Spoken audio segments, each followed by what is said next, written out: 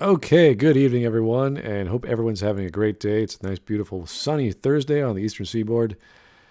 Oh boy, I hope everyone's having it well. Everything's chilling, having a drink, taking it easy. Almost Friday. Everything's great. So we thought we would check out some cartoons, which have just ended.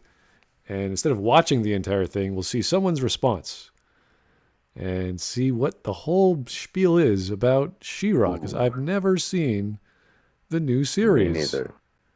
And Yeah, the old series is pretty good. I like the He-Man, like those old cartoons. The new She-Ra though, I never really got into because I saw the character designs, I saw the color scheme, I saw the people behind the show. And first of all, when you have your female character look like Hank Venture in a dress, it says that's really something I'm going to watch, unless it's actually Hank Venture in a dress and it's an actual parody of She-Ra and not actually She-Ra. Then you can catch my attention, but it's actually She-Ra, so I'm off. if anyone doesn't know the show, She-Ra's actually a teenager, it looks like, and then she transformed into this 8-foot tall teenager goddess creature. It's kind of like a buff teenager. I don't know. It's hard to describe. So, And I think the recent news came out about the show is that, well, first of all, it actually exists still. I kind of forgot about it. And then, second of all, there's a show that was placed in the hands of really, really NPC HW types, and the news is that they have a lesbian relationship in there. And then we're supposed to read that as if we're supposed to be shocked or amazed or mad or something. Like, no, I thought that was actually like, I thought isn't everyone like in lesbian relationships in the show? I don't know. I thought that was like the standard issue operation issue. Like, Honestly, Dragon Prince beat them to the punch. yeah, if anyone knows the Netflix cartoons, the Dragon Prince is one of the highest rated yeah, it's really good. I really like that. shows out there. There's other ones. I think it's called Hilda is also pretty good. But yeah, it's kind of a mixed review from She-Ra. Obviously, the people who love girl power and women love She-Ra just because it's pretty much all female or feminine. If you watch the show, I don't know about the quality of the animation though. That's another story. I can't really criticize because I haven't watched it. But a lot of people who say they criticize the show, they say the animation isn't that great, which is kind of sad when you're talking about an independent production that's either produced by Netflix or has backings by Netflix that they can say, yeah, we can just do crazy stuff. But if you actually look at the seasons, there are 5 seasons, and the second and third season were split into 2. So there's 13 episodes each season. Seasons 2 and 3 went from 7 and 6. So technically it's 5 seasons, but in reality it's 4. I guess they gave it this show the Marvel rundown, which is turn everyone into women and make everyone different in what they appeal to. I don't know. We're going to find out because this gentleman is going to have a wonderful little take of why it's good, and I'd love to hear why it's good because I just see a bunch of strange not palette swaps, but palette colors, all pastels. It's just this one giant pastel of the rainbow. Yeah, that's a really good calling sign. Pastel colors. When it's pastel colors, you can be pretty certain that's going to be this weird NPC far leftist agenda-driven show. Because it's supposed to be that soft, and it's going to appear soft and non-threatening, like a guy giving out candy out the back of his van. It's kind of funny because some of the character designs from the 80s, like the guy with the heart, I think his name is Bo, with a heart on his chest, it's very suggestive. Like this is a sort of strange homoerotic kind of fellow. And then you have that's the beauty about He-Man. Yeah, it's so obviously for kids, but then there's like these weird homoerotic like buff dudes running around. You're like, what's that all about? Awesome. As a kid, you're like, oh, he's a strong dude and he likes hearts. That's normal. You're like, oh, maybe he really likes other buff. I don't know. Like, what's going on? Did you ever see One Punch Man? Oh God, yeah. It's kind of like the pretty prisoner guy. Oh. Like someone mentioned that in the chat. Samantha Dragon mentioned that in the chat. Good point. Okay, I'm gonna read some super chats. We're getting started. We got 9 minutes, guys. So sit back. The first one, before the chat even started, I don't know what Alexandra was thinking, but thank you anyway, Alexandra. This dude thinks Sonic 2020 is conservative propaganda. Good luck. Oh dear. See, I didn't do the research. We're in for a trip then. I didn't do any research on the YouTuber. I did some research on the cartoon. So Sonic 2020 is conservative propaganda. We're in for a treat. Sonic? Oh, gosh, that's so stupid. that's why they hired Jim Carrey, because he's the most conservative comedian possible to be in a video game movie, of course. Perfect sense. Okay, and we have some more. Another one from Alexandra, just giving these truth bombs. Look at Alexandra, holy crap. The creator of the new She-Ra was an alumni of the art school I recently graduated from. Oh, this is a personal story from you, okay. People kissed her ass constantly, and I just didn't get it. Well, you know what? I have nothing wrong with the character designs. You know, if you want to have characters look more effeminate or androgynous or whatever, I don't care. It doesn't bother me. It's the animation quality that bothers me. If you're going to give me animation, give me good animation. If you're going to give me a comic book, give me good line art. If you're going to give me a movie, give me great cinematography. That's what I want. And unfortunately, I don't see that just on a few clips of watching She-Ra. So maybe there are some good scenes or what have you. But when I was watching 80s, like, there wasn't that great animation, but you weren't expecting much anyway. So you enjoyed what you got. And you wanted to see He-Man, like, you know, scream at the top of his lungs and lift a mountain, throw it at people. Like, it's awesome. So maybe She-Ra's like that here. I don't know. And Mad Courier 6, thank you, sir. Hope you're doing well, Smud. What's the worst anime you've ever seen? Jeez, the worst. That's a good question. That is tough. There's a lot of anime out there that's really bad. I would think like a B movie style anime that's like softcore porn, maybe. That like the 80s, like the 80s vibe, like that quality of, like, you're thinking like Fist of the North Star quality, but like adult oriented. I'm trying to remember some. I just can't. I know I must have seen it. I probably just stopped watching it after 5 minutes. Like, oh, this is garbage.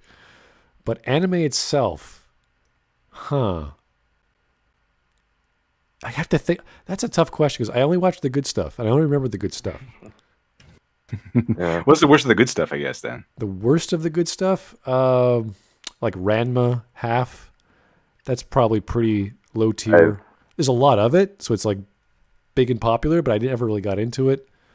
Like above that would be... That's the one where if he gets dropped in water, he turns into a girl, right? Depending on the curse of the person died in that hot spring. If it's cold water, then you get turned into whatever the form of the person that died or the thing that died there. Oh, okay. Like, I was part of an anime club back at university, and we watched good anime. So we never watched the bad stuff. And we would watch like clips of Rurouni Kenshin and Pat LeBur and all sorts of Urusei Yatsura stuff. You know what? I'll have to... So you're a man of high taste. I watch the good stuff, man. I didn't fool around. That's what you do when you appreciate art. You only go to the good stuff. So... And unfortunately, The Last Jedi does not count. Well, no. Sadly. And here we have Jake the Surgeon. Thank you, sir. What is the love for Hera? What? Oh, do you mean She-Ra? Okay. She looks like the unholy union of Ben 10 and Hank Venture. Ooh. There you go. See, I'm not the only one. He looks exactly like... If you look, let's compare the modern Netflix She-Ra with Hank Venture. It's the same guy. It's the same person. Is it the same art style? Or is it the same... No, it's not the same art style. But if you put She-Ra next to Hank Venture, it's just Hank Venture in a wig. That's it. That's the entire character design. Oh, dear. Who is Hank? What's Hank Venture? I've never seen that. I've never. Oh, you haven't seen Venture Brothers? You're missing out. No. It's a masterpiece of a show. All Look right. up Hank Venture. Look up Hank Venture, and then look up She-Ra from Netflix, and it's the same person. Okay, be honest. It's the same person. Come on. Oh, This one has longer you hair. are Hank Venture. She-Ra.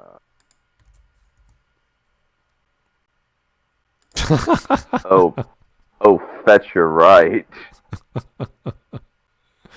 But if you mention that, you get called all sorts of istophobes and the worst kind of thing.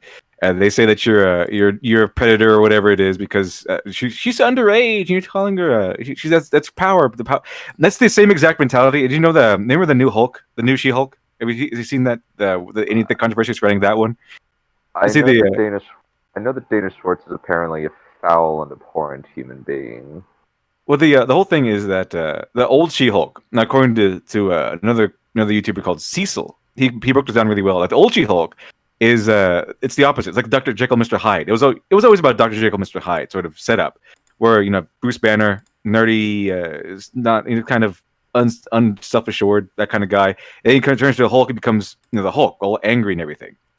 The opposite. He's a really dumb guy as a Hulk, really smart guy as Bruce Banner, that sort of thing.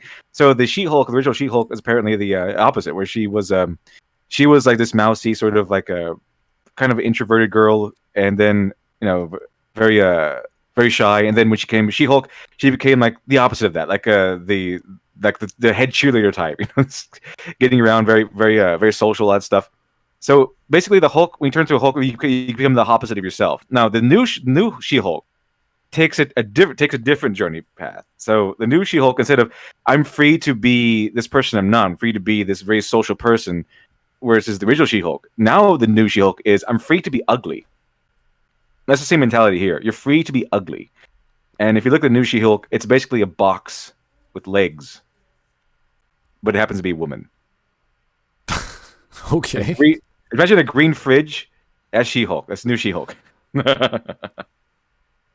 I always get reminded of all the beauties of comic books from you, sir, so I'll have to do a Google image search and see what the heck you're talking about. You probably shouldn't, actually. Thanks. it's disturbing. And the thing is, the writer admits this. She wants the new She-Hulk have the freedom to be ugly, but all the male superheroes that she likes all hit on She-Hulk regardless. Even though I thought the new She-Hulk was actually Hulk, until someone told me that was She-Hulk, and I was like, oh, that's She-Hulk. I thought that was like Hulk with long hair, but no, it's essentially She-Hulk that looks like Hulk. If no one told you, you wouldn't notice. But she still has all she had the Blade hit on her, just this hit on new She-Hulk for some reason. Oh dear. I didn't know Blade hit on men. What? I mean, maybe with a club, but not. Yeah, with the sword or something. But that's it. Because like I said, new She-Hulk, freedom to be ugly, looks like a green fridge with legs. Here's a super chat from Evie. Thank you, Evie. She Shrek. Okay, that's actually a better description. Actually, she Shrek. So we are introduced to a new character, and we will call this character Shrek. That's the baseline, the quality that we have to use for green people. The green monsters of the animated and comic world. Shrek is the standard. If you meet that standard, we'll care, we'll listen, and we'll watch and feel for you. But other than that, give me some ugly people. I don't know. Not going to work for me. Okay. Here's another super chat from Demonic Beast Megatron 94. Woohoo! Renegade Cut is also a Channel Awesome alumni. Oh, really? And one of my introductions to the concept of an SJW. Good luck. Oh, a Channel Awesome alumni. We are in for a treat. I don't know what it is. The Channel Awesome was for some reason a weird SJW factory. Everyone who worked there just turned into this rabid, insane SJW. Even Linkara, he was a fundamentalist right-wing person until he went to Channel Awesome. Now he's a fundamentalist left-wing person. I don't know what happened. What are all these stories of people starting off extremist and then going to the other extreme? Exact opposite. How does that happen? I have no idea. It's like they weren't all that principled in the first place. Apparently, they have these strong, solidified opinions. All of a sudden, snap! I'm going the exact opposite, like the opposite end of the spectrum. I don't know. Whatever side I can morally aggrandize people on, the best. That's where I'm going. If I can lecture you the best, that's where I'm going. Okay. Well, let's get started, guys.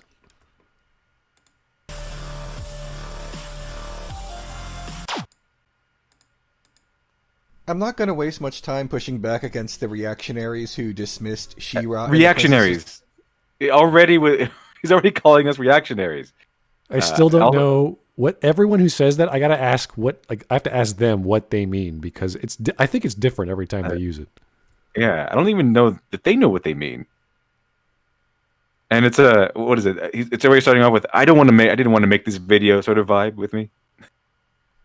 I didn't want to make this video, so I'm not going to waste time responding to the people that I'm arguing against. Yeah, again. I said already, I actually like the designs. They look fine. It's just the proportions and the animation I don't like. Sight unseen. If you want to know the real reason why some men declare that's a She-Ra. teenage character in a children's cartoon. That's regular She-Ra. Looks like a woman. The others, the Netflix She-Ra looks like a guy in a wig. Like if you see the Netflix She-Ra, you instantly go to that's a man. That's a little boy. It's a teenage guy in a wig and dress. So this is the original She-Ra in comparison. So no hint of this being a guy at all. I don't think. Cartoon not sexy enough? You can watch my recent video on reactionary politics and why challenges to the status quo are frightening to those. What the heck is a reactionary politic? What is he talking about? I don't know, but that's the main thing to go to is these weirdos. They complain that she's not the teenage girl isn't sexy enough. They're all weirdos and predators and all that stuff. No, that's not what they're complaining about. They're complaining about that this is supposed to be She-Ra, and it's Hank Venture. That's what they're complaining. It looks terrible. That's not She-Ra. That's what they're complaining. Not because and they always go to like and they say that how come Ray isn't sexy or whatever, and they go, well, the porn is for free. Stop doing. You can get your fat material elsewhere. But the other way around, if it's the other way around, it's perfectly fine. They'll complain all day. They'll worship Kylo Ren's shirtless scenes all day. But the other way around, if men want a character they want to look at, then that's evil man stuff. Yeah, we can't have anything we like. It's like, no, can't enjoy the female form. Sorry. Sure can't. Because that's bad stuff. That makes you a bad guy. Makes you a bad guy. Who benefit from said status quo. I don't care about any. Okay, so again, who's benefiting from the which status? What is the status quo, and who's benefiting from? What are you talking about, buddy? Please tell me. 30 seconds in. 30 seconds in. And this has just been nothing but nonsense from second one. Is he talking about people that are making articles when the show first came out and benefited from click counts because people went, oh, this design is bad. It's not very effeminate or female. Is that? I don't know. I guess that is. The status quo? Yeah. Renegade cut. We're done with this word salad. Okay, can you get the main course, please? That would be nice. Here's Jake the Surgeon. Thank you, sir. Sweet tap dancing, Kali. I'm tired of these galaxy brains thinking a woman resembling a woman is sexualizing a teen. When these troglodytes get giggly tits over two teenage girls kissing. I remember when I was growing up, even before puberty, there were some rather fine-looking girls who I could have sworn were 10 years older. But that was just me in the world I grew up in, where you're either from various parts of the world, and because you're in a multicultural society, you're like, wow, that's how they make women over there. Woo. Yeah, it's almost like puberty exists. Yeah.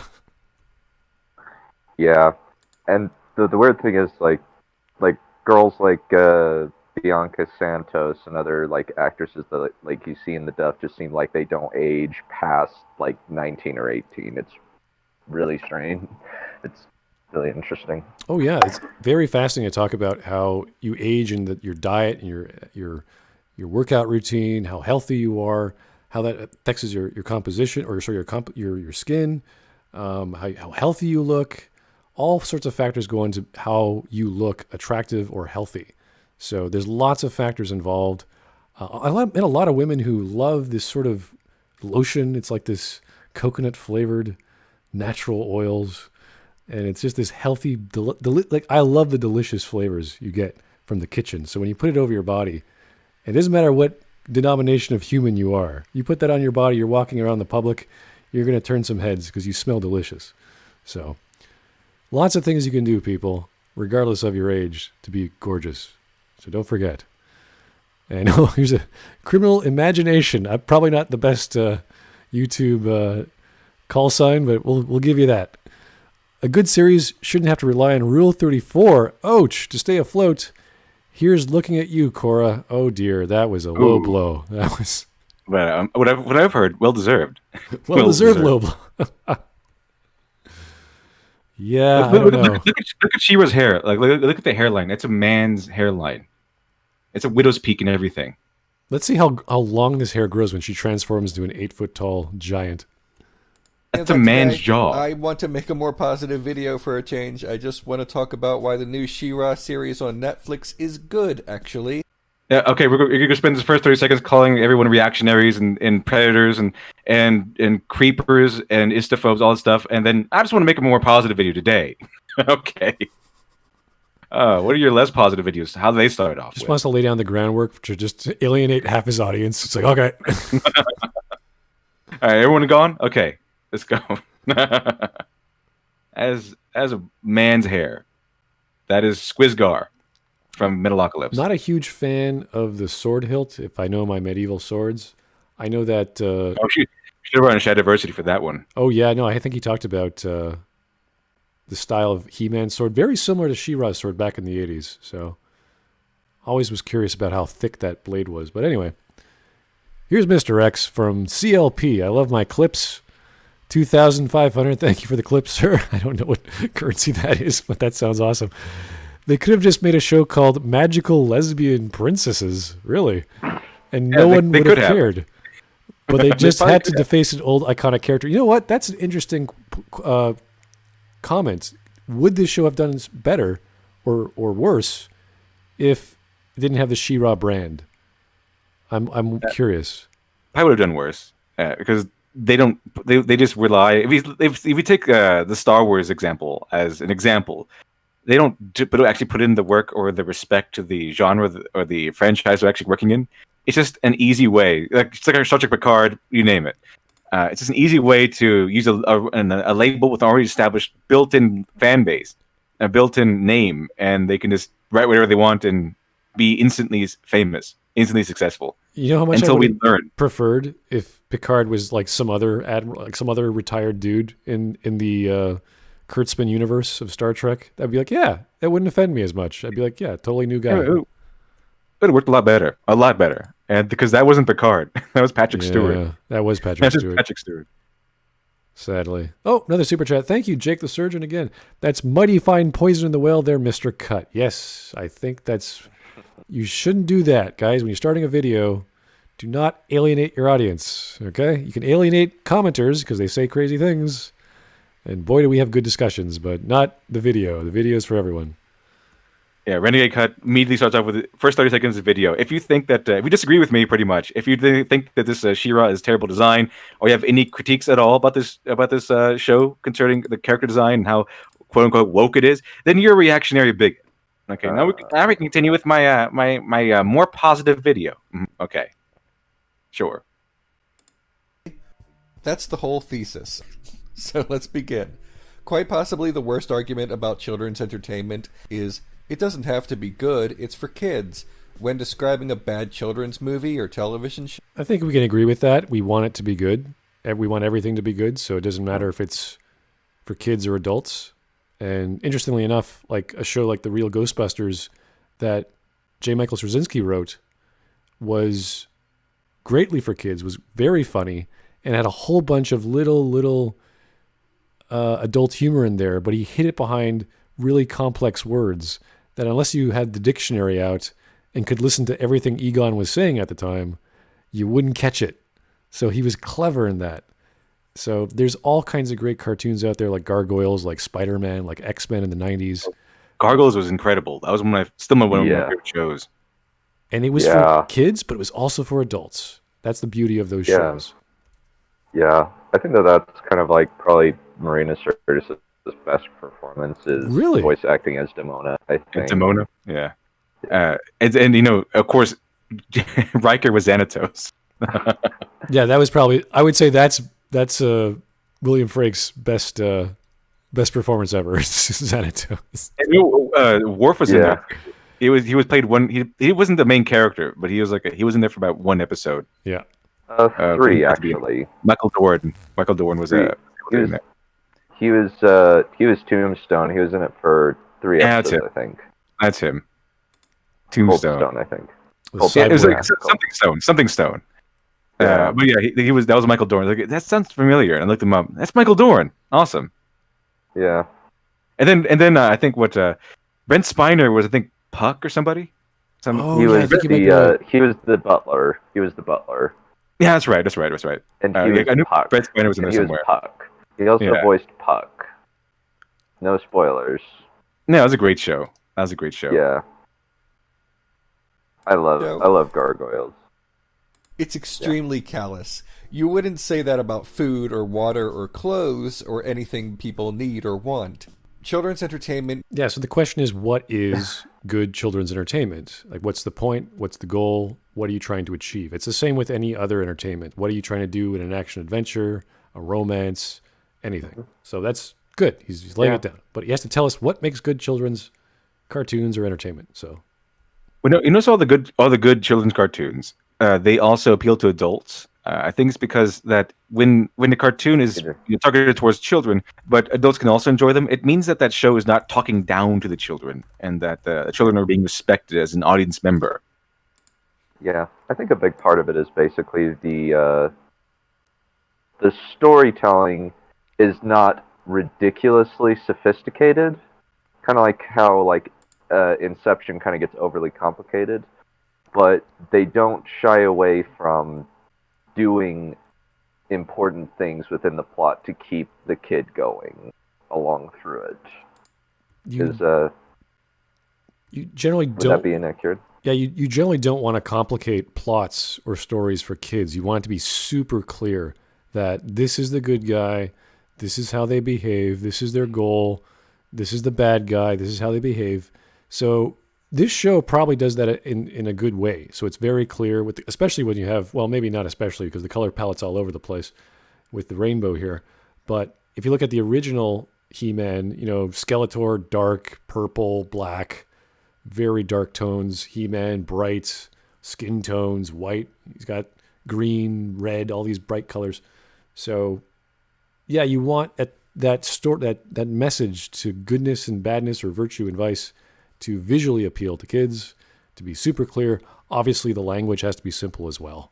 So that's just simple. Remember Samurai Jack? Samurai Jack was targeted towards kids, but you could still enjoy it today because it didn't talk down to anyone. It was just action. It had a lot of complicated. It had a lot of good, themes in there. It had some nice elements in there that were pretty interesting, and they explored the same thing. Adult films, or no, not adult films, but cinema and shows that were targeted more towards adults. It explores kind of the same things, except it was done simpler so that children can also enjoy them.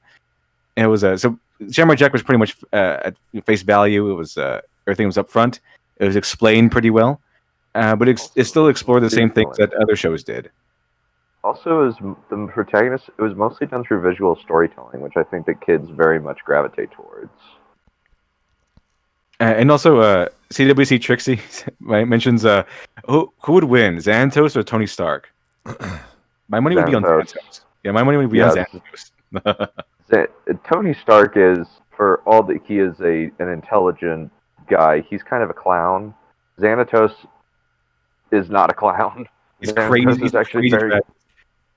I remember this one time where he made a strategy that included time travel. And he's like, I'm going to show you, Dad, that I'm a self-made man. So he took his dad back in time and had a coin that he delivered. He asked a guy to deliver. He's probably like the Illuminati or something. So he asked a guy to deliver this coin to his future self so that he would sell that coin and become a millionaire or whatever. And that's just a simple Xanatos plan. That includes this time travel and the Illuminati. There's a reason why the Xanatos Gambit exists as a trope. You have to actually rewatch the show to figure out what the heck is going on in Xanatos' mind, because it's just so many things happening. You're like, what? He was expecting all of this to happen? Are you serious? Like, he's that smart. He can foresee all this stuff happening. Yeah, I knew you would turn down the right part, the left part of this alleyway instead of the right side of this alleyway. I knew that. How did I know that? Because I'm Xanatos. That's how I know. I would put Xanatos versus Batman any day. Yeah, that would be like, who is this guy? How does he have a castle in the sky? What's going on? Why didn't I Like a think of that? Machiavellian madhouse. Yeah, he hides everything underground. Xanatos brings a freaking castle on top of his building. That'd be the ultimate contest: Batman Gambit versus Xanatos Gambit. I would love to see Batman Gambit work against Xanatos because technically speaking, a Batman Gambit would include a Xanatos Gambit. He was assumed that Xanatos would be running a Xanatos Gambit, and Batman would somehow beat him with his own Xanatos Gambit because that's what a Batman Gambit is. There'd be a Batman Gambit within the Xanatos Gambit, so it would be this. Xanatos would assume that Batman is running a Batman Gambit and put his own Batman Gambit in Xanatos Gambit. It'd be totally crazy. It would be insane. And they wouldn't have to. They would just sit in a room and just like sigh. I knew you were going to do that. What the hell? I knew you were going to do that. I knew you were going to do that. I knew you were going to do that. So I knew you were going to do that. It'd be like a whole episode of them saying, "I knew you were going to do that," and then having like countermeasures after countermeasures after countermeasures.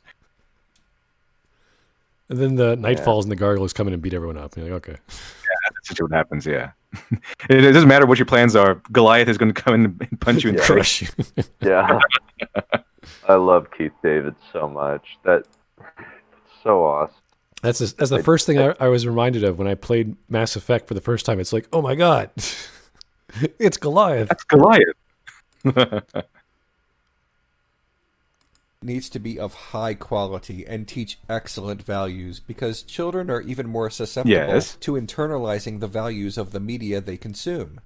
Media influences the way we view the world because our individual anecdotal experiences with other people, and especially those different from us, are limited exclusively to ourselves and our limited interactions, travels, friendships, and other...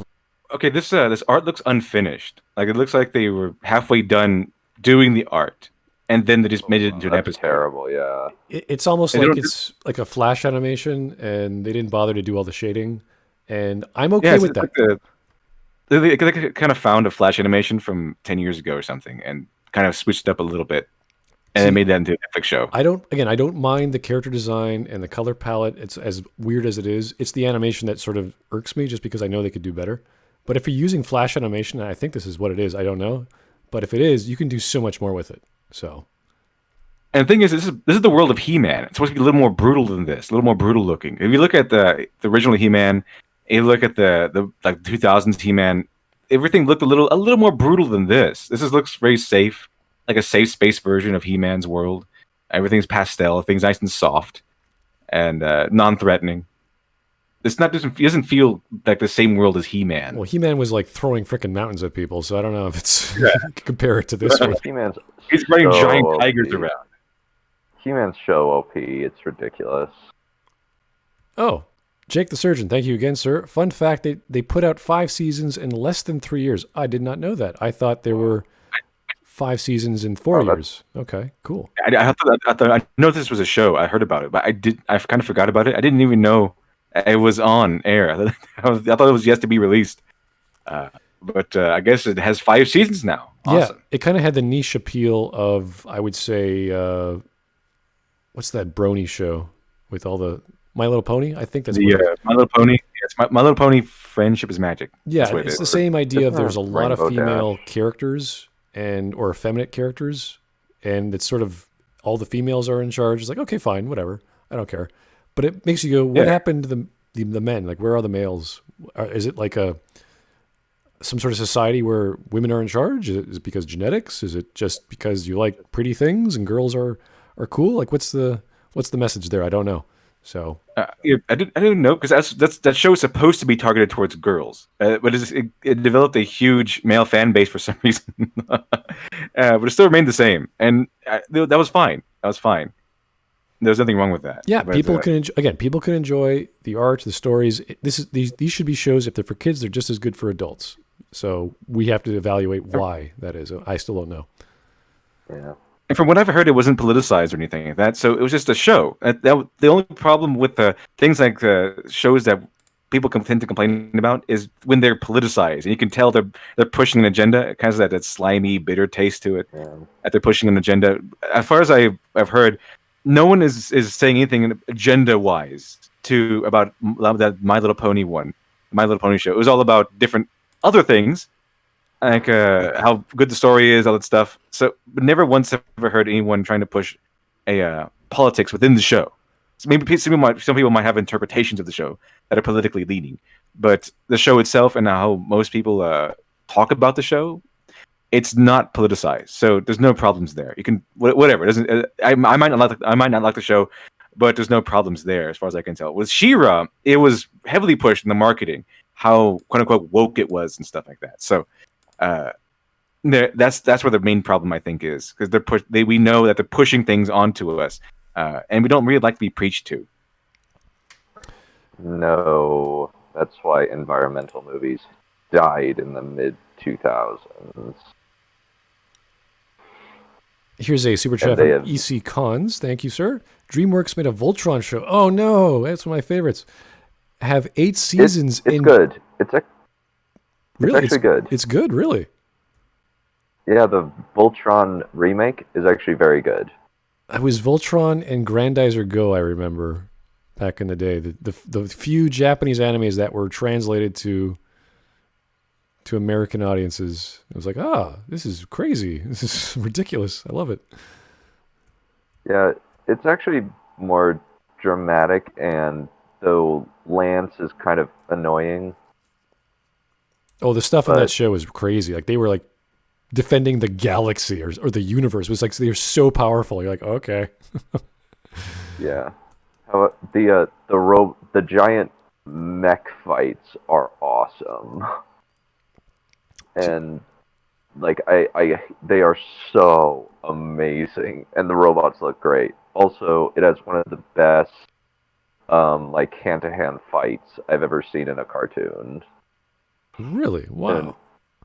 In season 4, I think. Might have been season 5. They're actually shorter seasons. They're like 6 to 8 episodes each, and they're only 20 minutes. And it's all finished now, so you can just burn through them very quickly. Well, there's definitely an audience for these classic shows, and I imagine they kept the motif of the lions, and they're all transforming. They look really sleek and powerful. Yeah. Yeah.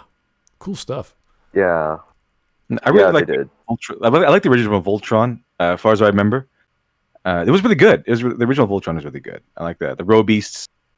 I like the characters. I like the setting. It was really interesting. Although I remember there's that one infamous scene where the one guy dies in the cartoon, and then when it came over here, he got really hurt. And the reason why he's not there anymore is because they sent him to some weird hospital thing. Oh, really? It was the censors came. Oh, we can't kill people off. That's not going to work for the kids. Yeah, it was really funny because it was supposed to be a really sad scene because he was supposed to be dead. But in the English dub, it was more like a hospital. We'll send you there. Okay, and then that's it. It's gone. Yeah. I think the two biggest shows I recall from the 80s were G.I. Joe and Thundercats. Those were the two big ones. And then we saw what happened to Thundercats recently. It's like, oh dear. They ruined Thundercats too. But I've actually bought the first season of Thundercats on Amazon. It's just still just as good as I remember. I like it. Still like the show. What do you guys think of the remake of Thundercats? That's what we mean. Which one? We did. Oh, you mean Thundercats Go? Or I don't know. Thundercats Roar. No, not Thundercats 2011, I think it was. Yeah, I think I've heard about that, but I never got a chance to watch it. It got canceled after the first season, and it kind of ends the cliffhanger. Oh, that's not good. Yeah, it's annoying to say the least. But Mum-Ra is less cartoony. He's a little bit more subdued, and he's kind of Thanos in a way. Well, that's good. Monroe from the original was just the hammiest villain outside of Skeletor. Like, he was just so stupid. Like, he constantly saying, "Oh, I'm gonna win," and he just he just constantly loses, gets thrown into his coffin every single show. You're like, oh god. Mum-Ra is seriously suffered from a hard case of villain decay. They seem like he seems so terrifying when you first meet him, and then he gets beaten constantly. Yeah. And the Jackalman and the Monkeyan are actually terrifying. Like, Jackalman is a psychopathic sadist, and Monkeyan is a cannibal. Okay. Well, that's cool. I gotta rewatch these shows. Holy crap. Yeah, I don't know where you can watch Thundercats 2011. It's on Amazon too. It recommended to me. I just haven't bought it yet. You can. Thundercats 2011? Really? You That's can always watch it why I found Beware the Batman, which is actually pretty good. But that was another show that was canceled after season 1. Really? That was ended off on a cliffhanger. I actually liked watching that on YouTube. It was such a pulpy, funny spin off. I think the 1950s Batman or whatever the time period that was in. It was just so funny because Batman was so like Boy Scout like, and all the women around him are like, "What the hell's wrong with this guy?" This is actually an example. I just posted in the chat what the animation style looks like. Well, it's sexist. Chitara looks like a woman. Can't have that. That's just your opinion. That's like really nice anime. Yeah. Yeah, it's very, very good. Oh, here's a super chat from Jake the Surgeon. Thank you, sir.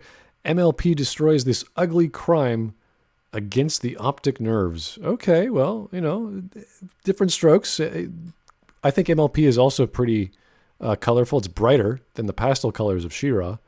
So it's still pretty rainbowy, though. So I don't know. If you like it. Not my cup of tea.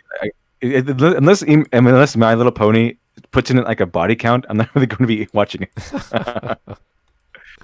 Are there swords and they chop people up with swords? Okay, it's good. Let's watch it. Yeah, if that happens, then maybe I'll watch one episode or so. But if it doesn't, then I won't. It's way too colorful. Okay, just give me something a little more less colorful, less cheery, a little less cheery, just a little bit. Then give me something a little more. If Neil Gaiman took it over, I'll watch it. Okay, oh my. I'll say that. Oh yeah. Neil Gaiman with a bunch of horse gods walking around, he'd go crazy. It'd be fantastic. Yeah, that'd be great. Fantastic. Imagine Neil Gaiman with that much innocence in his hands. And then what he'll do with that? That much, that colorful, gleeful, friendly, upbeat sort of show, and that I guess what it is. And that then friendship is magic. Crush them all with his fingertips. He's like, "Oh, I can't wait to destroy your cute little hooves and manes." And just, oh, there goes one. Oh. Yeah, I mean, Neil Gaiman really likes to punish that innocence. When he finds innocence, he tends to tear it apart. Am I the only one who has seen bits of Freddy Got Fingered? Yes. I've never seen that. Oh, there's a moment where there's a thing called zebras in America, and it's basically centaur zebras in this horrible, horrible animation. Okay, that's new. Centaur zebras. I haven't seen that before. Anywho, I think we're good. Let's keep going, guys. Oh gosh, Levy. Ooh. Relationships. You can Google image it. Let's not. Let's say we did. I want to focus on the values that the series teaches children, rather than simply talking about how I love all the characters and how I wish Seahawk were my best friend. So, whoa, hold on. That's like a woman with a mustache. Okay, I've noticed everyone in this show is effeminate, okay? Every single character is either female or feminine. There's no So I think men. they take this from anime, because I'm getting the sense of a lot of these weirdo NPC writers and cartoonists and stuff. They I guess they watch a lot of anime and they want to bring a lot of those things over here to Western stuff, but they can't. They don't do the groundwork to see how and why it works. It's Exactly. It's a so you get this parody. guy, yeah. It's more of they accidentally do like an unintentional parody of anime instead of actual crossover, an actual bringing in these elements into a well-written, well-designed way. So you get She-Ra, who's like Hank Venture, and some guy who looks like a woman with a mustache. Not the best part, the best translation. Yeah, you can't take a parody and try and make it serious. The same way you can't parody a parody. It's kind of redundant. Like, so it doesn't work. You either take it and use it as is. Like when you look at that character from One Punch Man, whose name I can't remember. He always strips off his clothes, and he's this big buff guy, and he loves guys. That's a parody. Oh, you're pretty prisoner. Yeah, exactly. That is a parody of the effeminate man. And you see that all throughout Japanese cartoons, animation, video games. It's an ongoing joke. It's a trope. So when you take that and you make it serious, or you demasculinize, like you make him less buff, like there's all kinds of huge buff guys in anime. And the point of that trope is to make fun of it. So when you bring him over to She-Ra or the Western world, and you make him less, or appear to be less masculine than feminine, you're missing the point. So you can't just put a buff girl with a mustache on. It doesn't work. You're like, yeah. I mean, you look at the male anime protagonists; they still look like men. They just look they just have like stylized hair and stuff like that. Oh yeah, there's all sorts of pretty boy looks. The Japanese love, even the pop singers. Very effeminate, but also like tall and strong. So there's lots of different looks in Japan for masculinity and femininity. But in anime, in manga, they can exaggerate a little better and do guys with ridiculously cut muscles, and they could be ridiculously homoerotic. And that's the joke. They're so crazy about men. They themselves love themselves. And they love other men. It's like that's what I haven't seen in She-Ra. There's no completely homosexual men, and there's no completely extremely feminine women who are lesbian or what have you, or just women in general. They're all this sort of safe, not androgynous, but like not quite adult. Genderless. It's almost like a trans feeling. It's like, is this person male? Not really. They have a mustache, so they must be male. But they look women, or look like women. It's the same with She-Ra. Looks like she's 12, but then she grows in this giant creature who still looks like she's 12, but now buff. Did they put She-Ra in a relationship? I don't know. I haven't watched it. Because if they do, they're hypocrites. So they better not. What values does She-Ra and the Princesses of Power teach? Children's entertainment is not written by children. It's written by adults, many of whom are parents. That means it's no surprise that children's entertainment often contains themes of making peace with one's parents. Max, in a Goofy movie, is deeply concerned that he will one day turn into his father, a man with whom he has almost nothing in common. But the movie makes the case that these two should have an unshakable relationship anyway, and that somehow the onus might be on Max to make that extra effort in the end, even though he is a child. Other entertainment... No, wait, hold on. No. Have you seen the Goofy movie? That whole movie is about Goofy trying to connect with his son. Going on a road trip, taking him fishing, trying to express and share all the things that are meaningful to him. And the whole movie is Max having different priorities and them like being torn apart. It's not up to Max to make the extra effort. Yeah, pretty much. Max He's in love. Wants to get laid. But it was Goofy was doing this. Everything in this movie is Goofy trying to connect with his son, and it's Max being selfish, which is something that teenagers can be guilty of more often than not.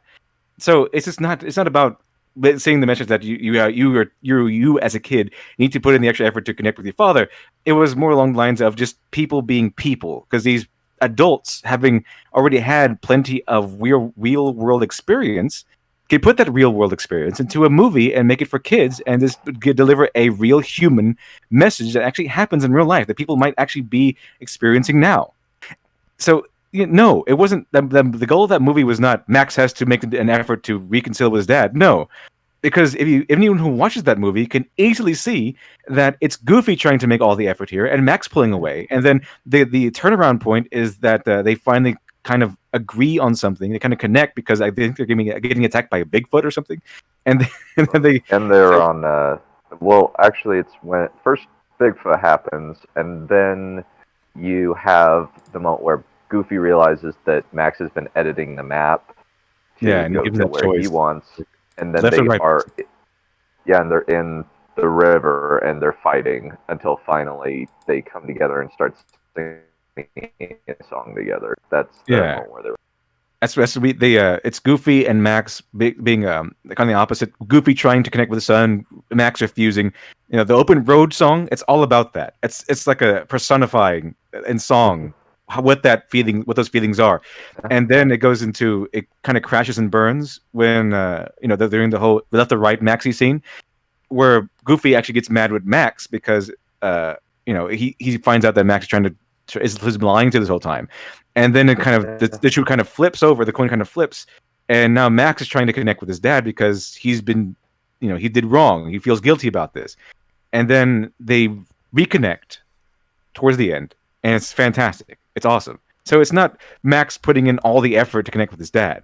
It's Goofy putting in all the effort until he kind of just gets broken by Max because Max has been lying to him for his own reasons, and then they connect with one another. They both were hurtful to the other, and they learn from their actions and mistakes, and they learn to communicate and talk.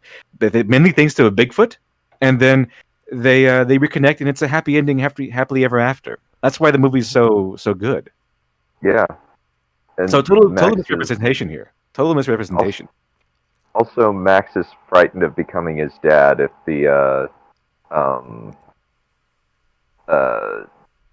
his dream at the beginning where he just turns into Goofy. He is any representation. Is it shown in the black and white like he's showing on the screen? Is that how it's done? No, it's not. Okay, all of the movie of the Goof. Right now, he's showing Thanos, Gamora. I think he's just trying to make it look more, I don't know, artistic or something. Okay, all right. I was curious, like, what? Why would they do that? Stylistic choice. All right, okay. Here's a super chat from Nathan Break. Thank you, sir. In anime, they draw the eyes of male and females different. You can actually tell a trap from girl using that. Okay. Because I was really confused. I don't know if you guys have ever seen, which Fate was it? Apocrypha? I think it was Apocrypha. There's a trap there called Adolfo? What the hell was his name? Something like Adolfo. And he rides a Pegasus-like character, I think, or a bird. And he's a guy, even though he sounds like a girl, looks like a girl. Astolfo, thank you, sir. Yeah, so I had no idea, and the eyes look rather feminine to me. So I don't know, Nathan Break. Maybe every animation studio does it differently. Maybe every manga artist does it differently. So trying to look at a certain way, a certain character, and the thing is, it doesn't really matter. It doesn't matter that Astolfo was a male or a female because that never really popped up as far as I can recall as to why that servant was doing what they were doing. So if you just do it for the sake of it, it's not a big deal. Like, for example, with Arturia, that's King Arthur. She's a female. No one cares. It's not a big deal. It's neat that it's done that way, that they have a gender swap, or the legend was wrong, or the legend was told for whatever reason differently. So if it's not part of her character, if it's not part of her story or her plot, you don't need to add all this stuff. And it's the same with representation, all the left-leaning stuff like inclusion. All these things don't need to be there unless they are relevant to the character. They're relevant to what they're trying to do. If it's just there for the sake of it, you're obviously doing something outside of the story. You're trying to include things that don't need to be there. Any superfluous elements is basically the same argument you have for Chekhov's gun. Don't give us elements we don't need that aren't going to be used. So having it for the sake of it, okay, but give us a reason. That's the best thing. And one thing I noticed about anime is that even though they have like these effeminate-looking men, like they have like really long hair and it's all glorious. Even if they put the men wearing pink and sniffing roses and stuff, they still somehow make them seem masculine. They can have they can have a guy that wears pink and even wears lipstick or something like that, and they can still portray him as incredibly masculine. I've seen this happen in anime a lot. Oh yeah. So it's not the fact that they're portraying men as effeminate and this pretty much just women. They're making these men, they make them look good, they make them attractive or whatever. Pretty boy. They make them look like pretty boys, but they still make them very, very masculine at the same time. So it's not just about make him look like women with mustaches or something. Right. And I remember one of my favorite JRPG game series called Suikoden, all through 1 through 5, there's always a group of effeminate men.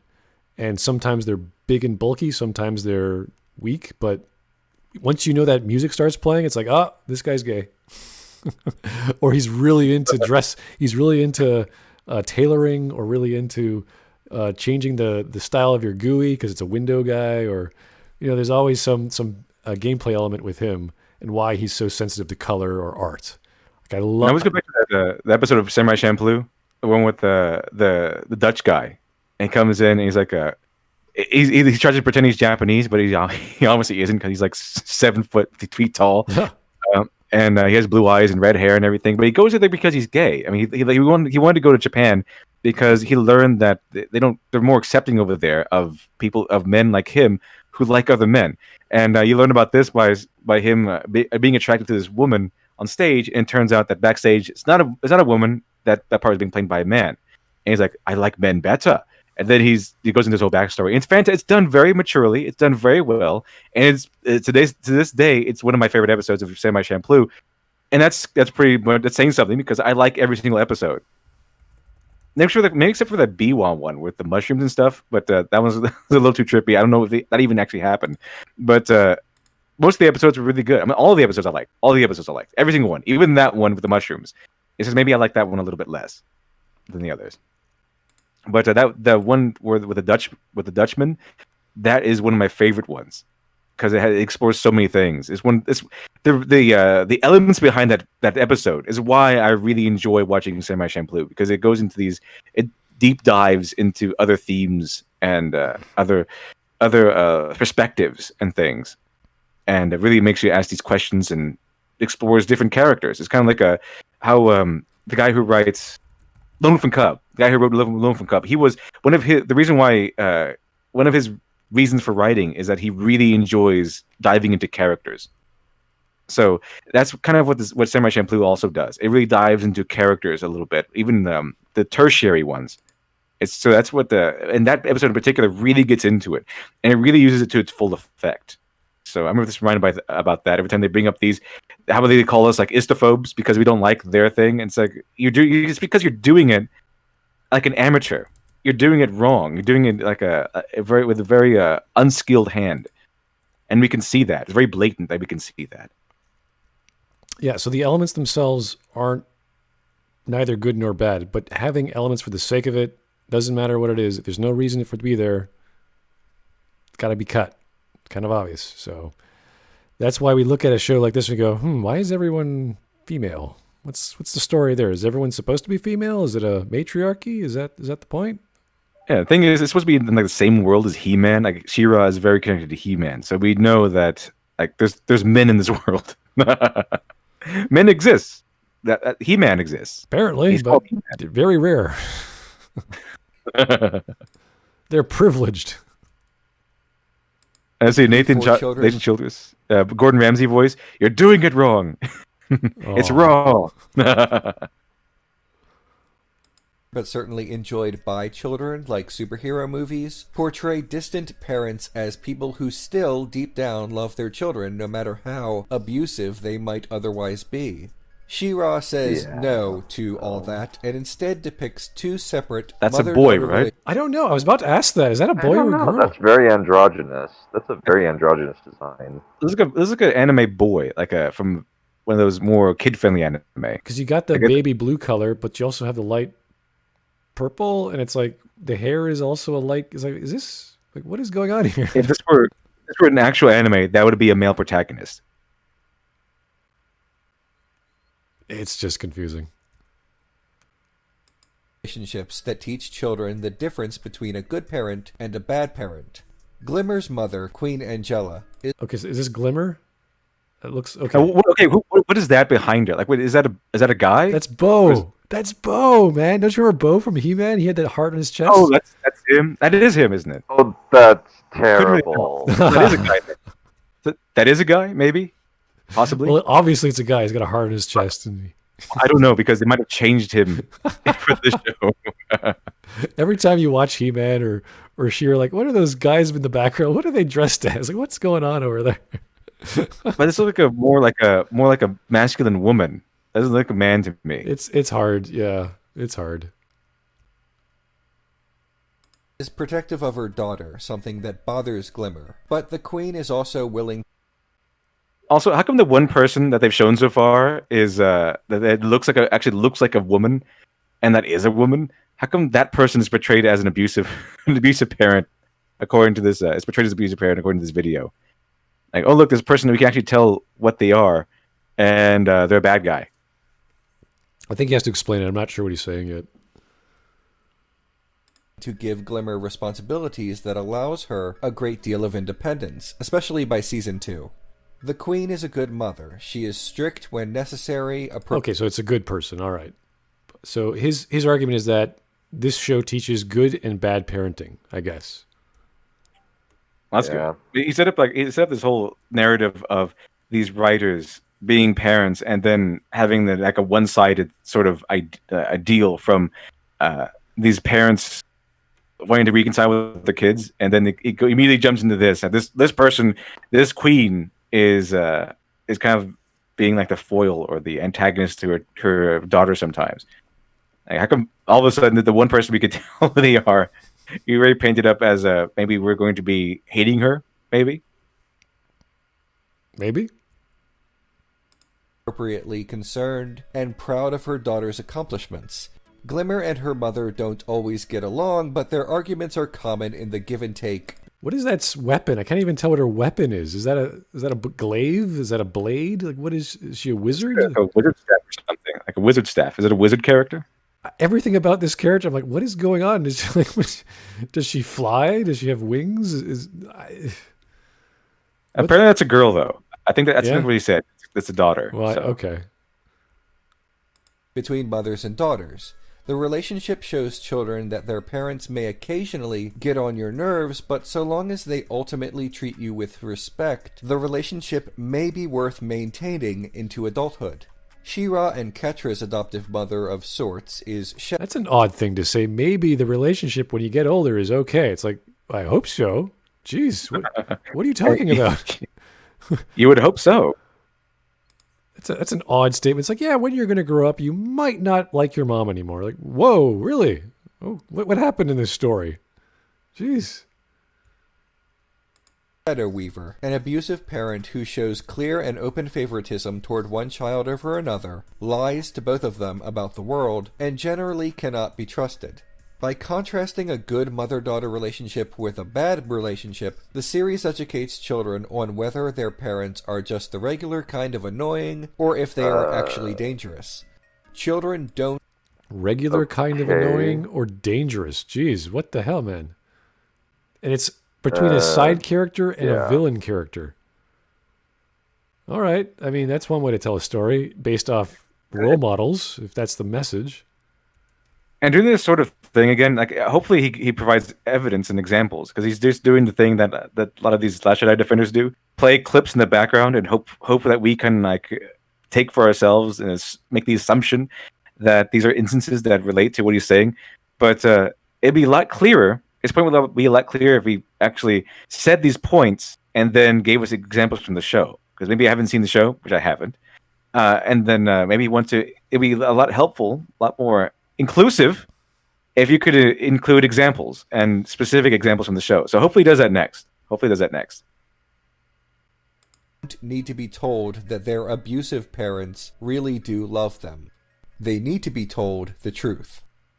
Season 1 of She-Ra introduced us to Natasha and Spinnerella, an openly same-sex couple that admittedly did not get a lot of screen time.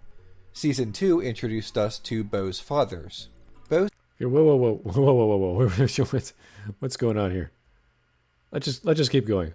Spent much of the episode concealing the fact that he had joined the resistance against the evil horde, but eventually came with the out resistance to his parents about that aspect of his life. An obvious but heartfelt reference. Okay, so these are two gay men, and the previous shot had two lesbian women. All right.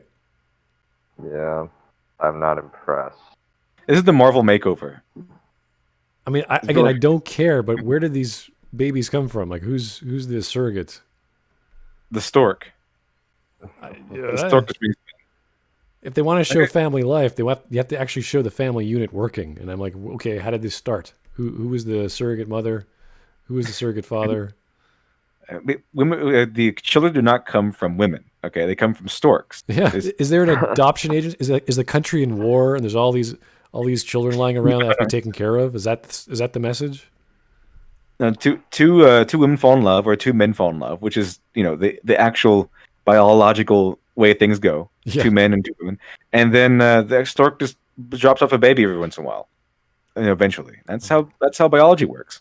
So we have 3 men so far, and 2 of them are homosexual. The other one's too young to talk about those things. But these guys are I'm obviously still questioning whether or not that's his actual son and not like something else. Because he's not doesn't seem like a girl. I mean, it doesn't seem like a guy to me. It kind of reads like a more masculine woman. I also noticed a lot of the characters are either colored or not. Like the only white character I could pick out was She-Ra. That was it. Everyone else was it's supposed to be woke. Like it was tinted. it was advertised on how woke it was. Yeah. Like they're serving cookies and tea. It's like, all right, I guess that's what they do in this culture. They serve cookies and tea. It's just all about wokeness and eating sweets. Awesome. Again with the food. It's always about this comes down to food. Maybe if they were serving steak, like there's some protein, ladies. Like see some. Okay, Steak is too masculine. Steak is too masculine. Yeah, you need a big masculine character in here just to balance out all this other dainty. Well, they eat steak to get muscles, and muscles produce that makes you look more masculine, and that masculinity is evil. Oh. It's toxic masculinity. Of the closet. The accusation that characters being gay is too adult for children and that characters being straight is not too adult exposes the homophobia of the argument. Okay. Just making an argument. I hate this argument. Doesn't make you homosexual or homophobic. That's silly. Yeah. It's really... I don't care.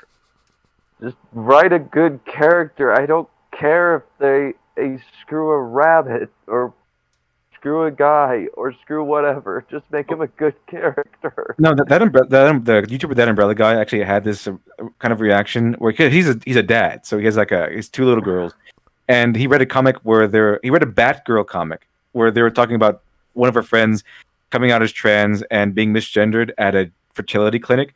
And his big issue with stuff like this is that he doesn't want to spark that conversation. Like this comic is supposed to be for his daughter or kid, and they're putting in this sort of stuff in there.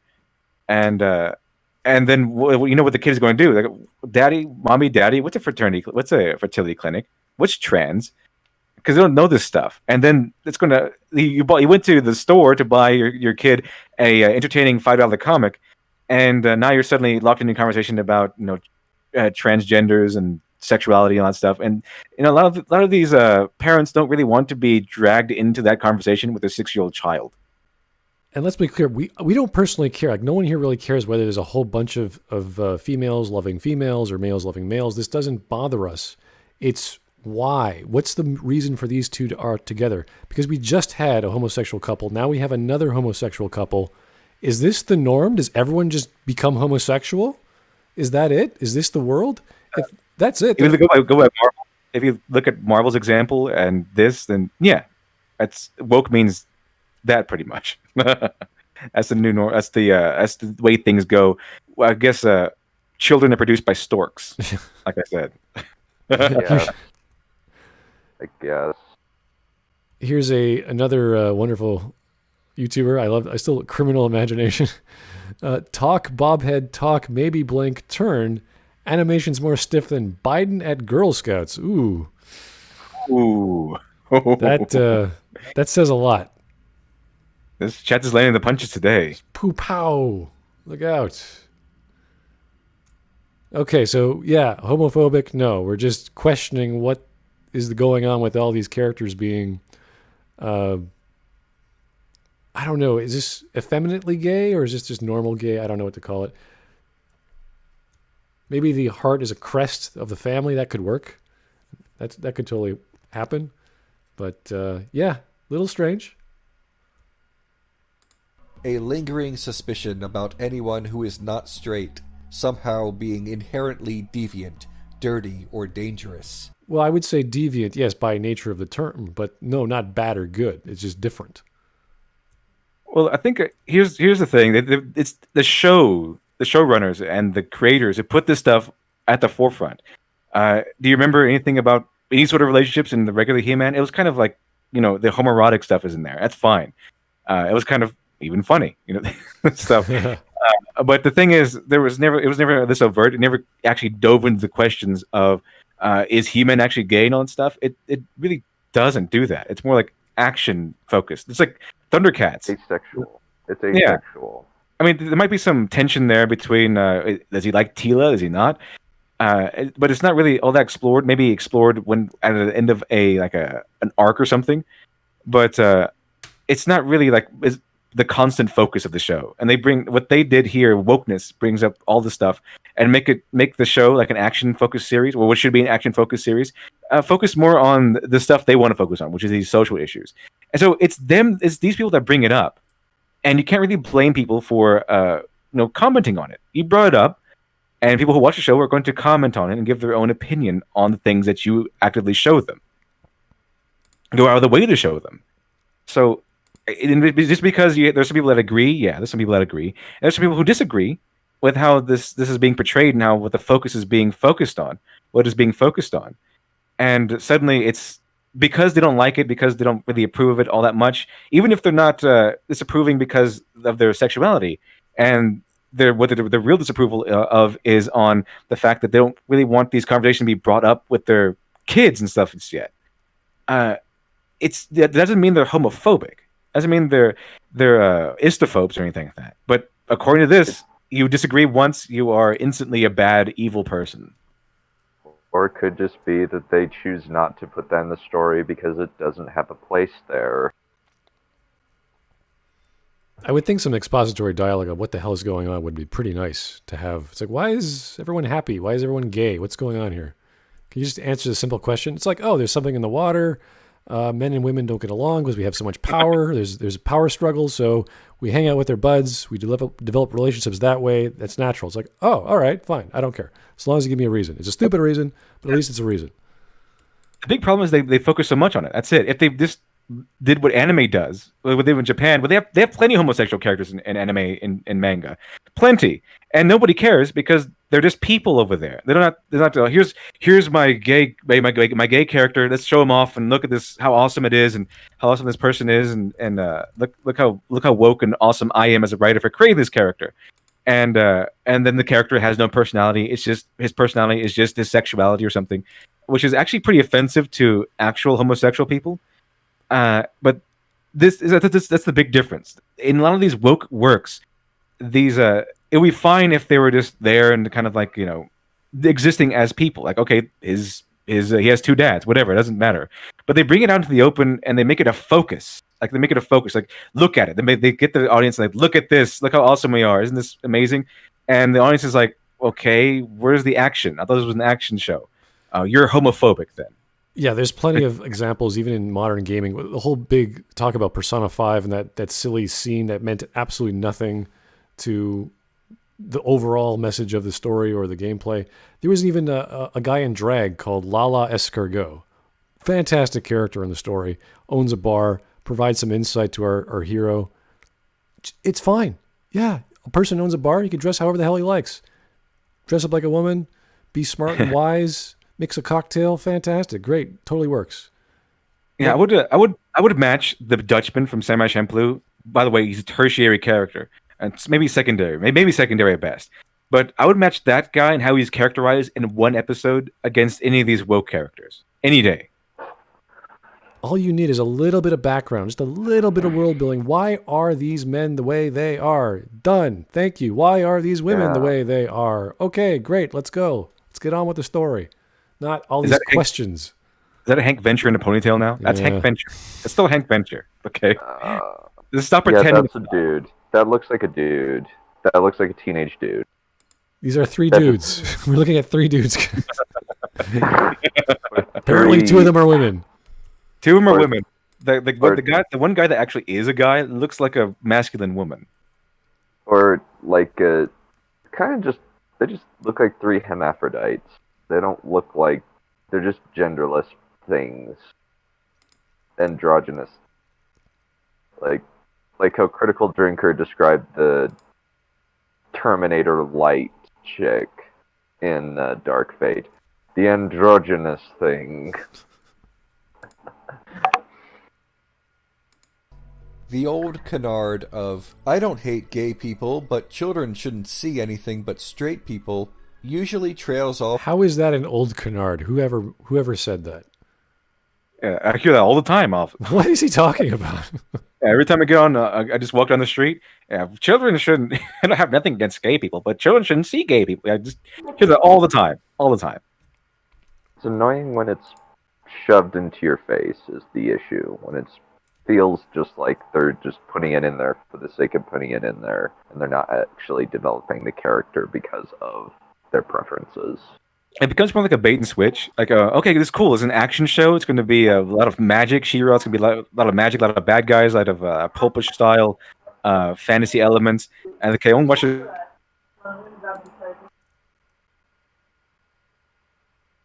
LiteratureDevil, you still there? I think we lost you, buddy. Alrighty. For homophobia one action in this action series. He's back. Yay! He hath returned. Yeah, we lost your entire rant there, sir. But That's unfortunate. yes, it was like, what happened? But basically, it's just they make a show that has fantasy elements like with She-Ra. It has fantasy elements, action, really interesting bad guys, pulpy fantasy with swords and tech and magic and all that stuff. And then we take a look at the couples. It's the first episode is here's our couples. Here's some interpersonal relationships. Here's She-Ra and her friends just hanging out or whatever. And then we go, okay, where's the action? And then that's fine. But can we focus more on She-Ra and the action and the story? And when you ask that question, even though they brought up the other elements of the show, you're just instantly called homophobic. Like, I'm fine with this stuff. Can we get back to the action? I think the episode would be served better. The show would be served better if we focus less on your woke, you patting yourself on the back for being woke, and more on the actual elements of the story. At the end, before the speaker can finish their thought about why. Furthermore, someone being gay is not somehow more difficult to explain to children than someone being straight.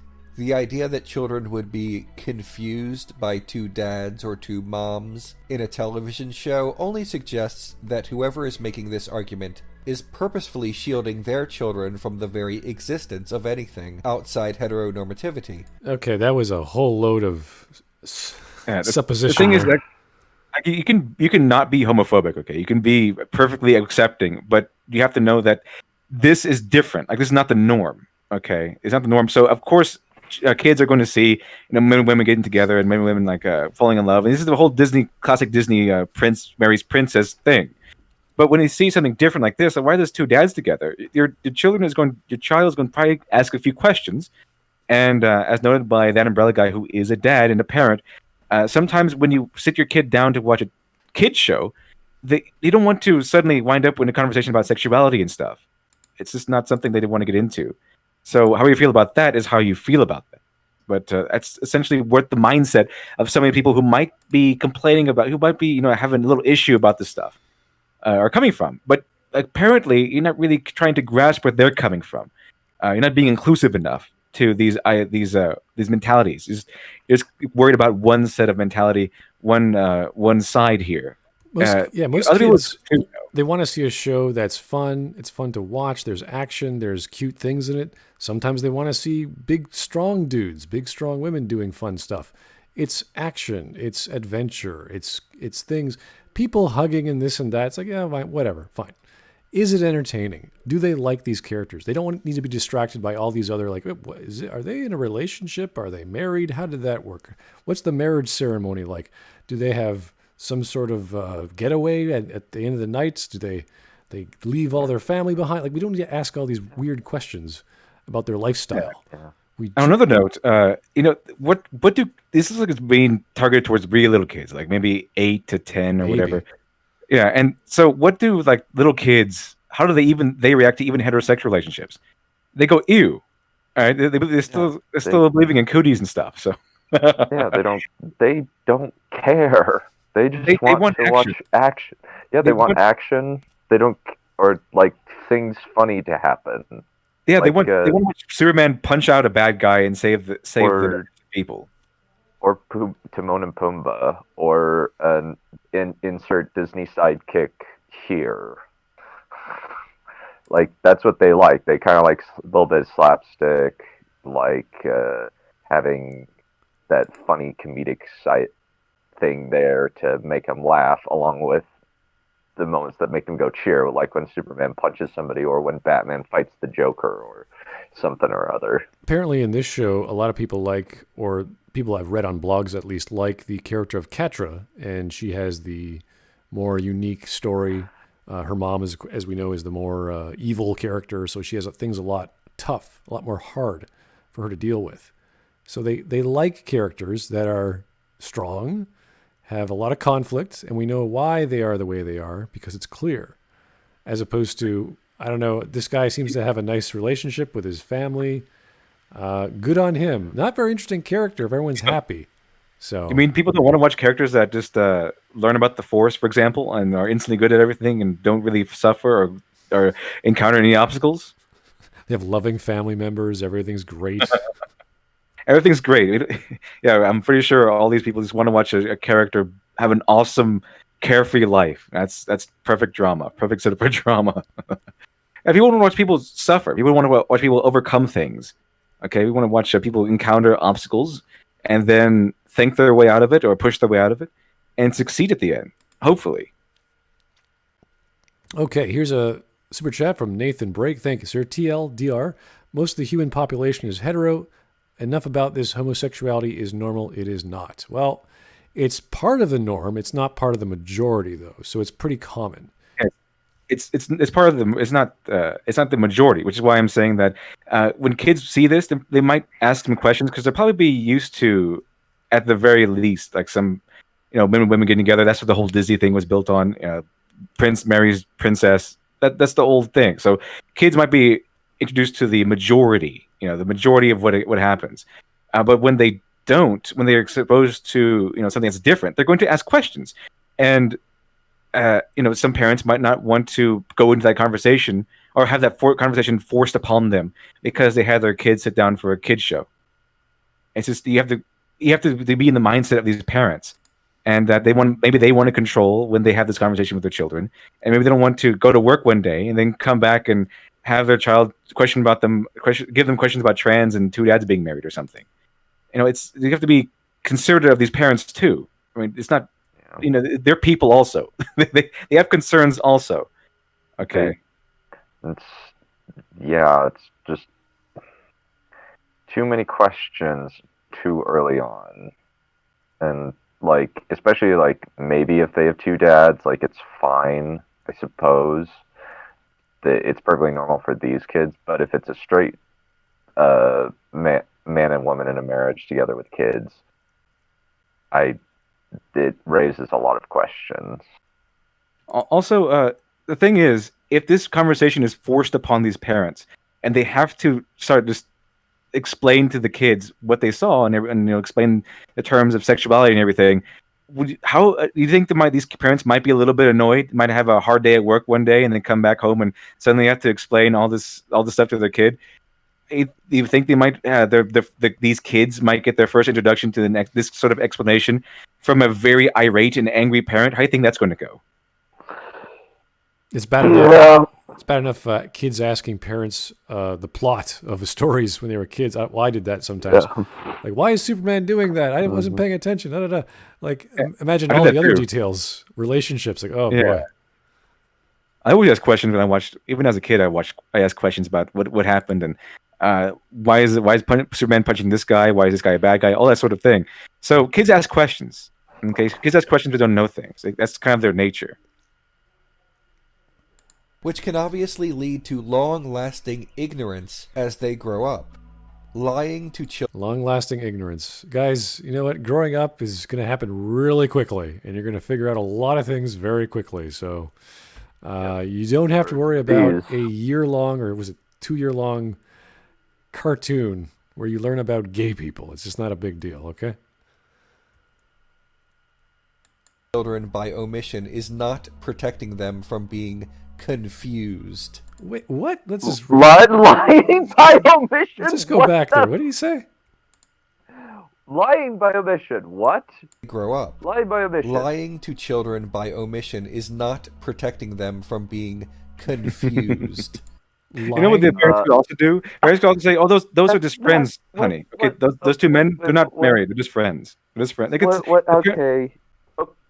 Okay, let me unload for a second. Okay. It is not lying by omission to choose not to put that sort of thing in your story if it has no place. That's being efficient with your storytelling, Mr. Renegade Cut. That is so utterly asinine. What on earth are you talking about? And so basically, this position is that the argument is that this show should be teaching your kids for you, which is kind of scary. Usually, the parent can decide when they talk about even heterosexual sex. It's called the birds and the bees conversation. But this show is going to force the parent possibly to talk about this stuff against their will. That this show should be teaching your kids for you, in those terms. Why? Why should that be the case? Yeah, honestly, even stuff that's hardcore, I guess The Witcher or something like that. I'm not gonna show a kid. I don't want to have that conversation with that kid. Even parents even want to keep these overtly sexualized series away from their children. So it's the same exact motivation. They don't want their children to be exposed to this stuff, to any sort of sexuality, too early. I mean, that's the sort of thing that the parents like to keep their kids away from until they're old enough.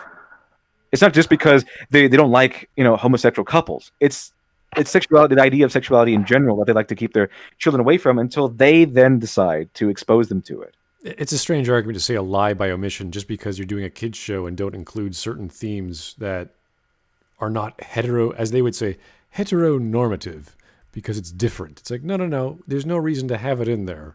And to have it in there for the sake of it is a form of tokenism, just because you are a person of a certain disposition and you say, hey, we should have a story with gay people, but never mention it, never talk about it, have no relation whatsoever, have nothing to do with the plot, nothing to do with characterization, motivation, or desire. We'll just have gay people. You're like, oh, why? Yeah. And so, you remember all the hardcore heterosexual stuff in Thundercats? Oh God, I don't. Remember all the hardcore heterosexual stuff in He-Man? It was homoerotic a little bit, but it's not overt. It's like if you're an adult, you might see the homoerotic themes. Exactly. But if you're a kid, you just see this muscular guy fighting bad guys. You ever hear see the overt heterosexual stuff in Superman? Superman saves Lois Lane. That's about as far as you got. Well, apparently, I'm being told everyone in this scene is female. So, oh, they are? I guess. I don't know. That's interesting. You have to let me know, because I can't really tell. I can't tell you. I have no clue. Everything's so generic. The art style is very plain, so it's kind of hard to figure out a curve here and there. I guess they're female. I don't know.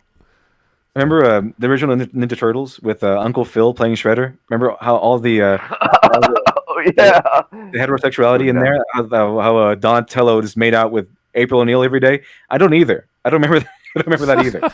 Okay, so I think the best description of it was sexless. It was sexless. It was a dumb, fun, episodic adventure that just had zero romantic things in it. And just later on, romance started entering children's cartoons. Yeah, because the children don't. First of all, these children watching these shows, they don't care. First of all, they don't watch action and stuff. And as a parent, if it's something marketed towards kids, you feel like it shouldn't have any sort of really overt sexuality in there at all. That's what the parents kind of like about media sent for made for children. Like in Avatar, Avatar: Last Airbender, they had a kiss at the very last season or so. It had was a flirtation between Sokka and Suki, maybe a little bit. there was a kiss at the end of the first season. Yeah. So It's like it's very light. It's minimal. It's very light. Yeah. It's mostly actually like kids talking about the relationships they want to have, like how Sokka misses Yue, or how Aang has this crush on Katara that only gets resolved at the end of the show. Exactly. I think Avatar: The Airbender is made for a little bit older kids, like I don't know, 11 or 12 or something like that. Yeah, somewhere around those lines. Same age as Phantom Menace, supposedly. Yeah, Batman, the animated series, had a little bit of sexuality in there, but it wasn't like had overt sexual themes in there. At least not until they got to like maybe the the movie. But that was many years down the line. When it first began, it was just adventure after adventure. Now it eventually got more mature as it went on, but at the beginning of Batman the Animated Series, it was just Batman having adventures. Yeah, very very well written adventures, by the way. Yeah, and eventually, like him and Wonder Woman had a flirtation going on in Justice League and Justice League Unlimited. I think Justice League and Justice League Unlimited, I think they were for a little bit older kids.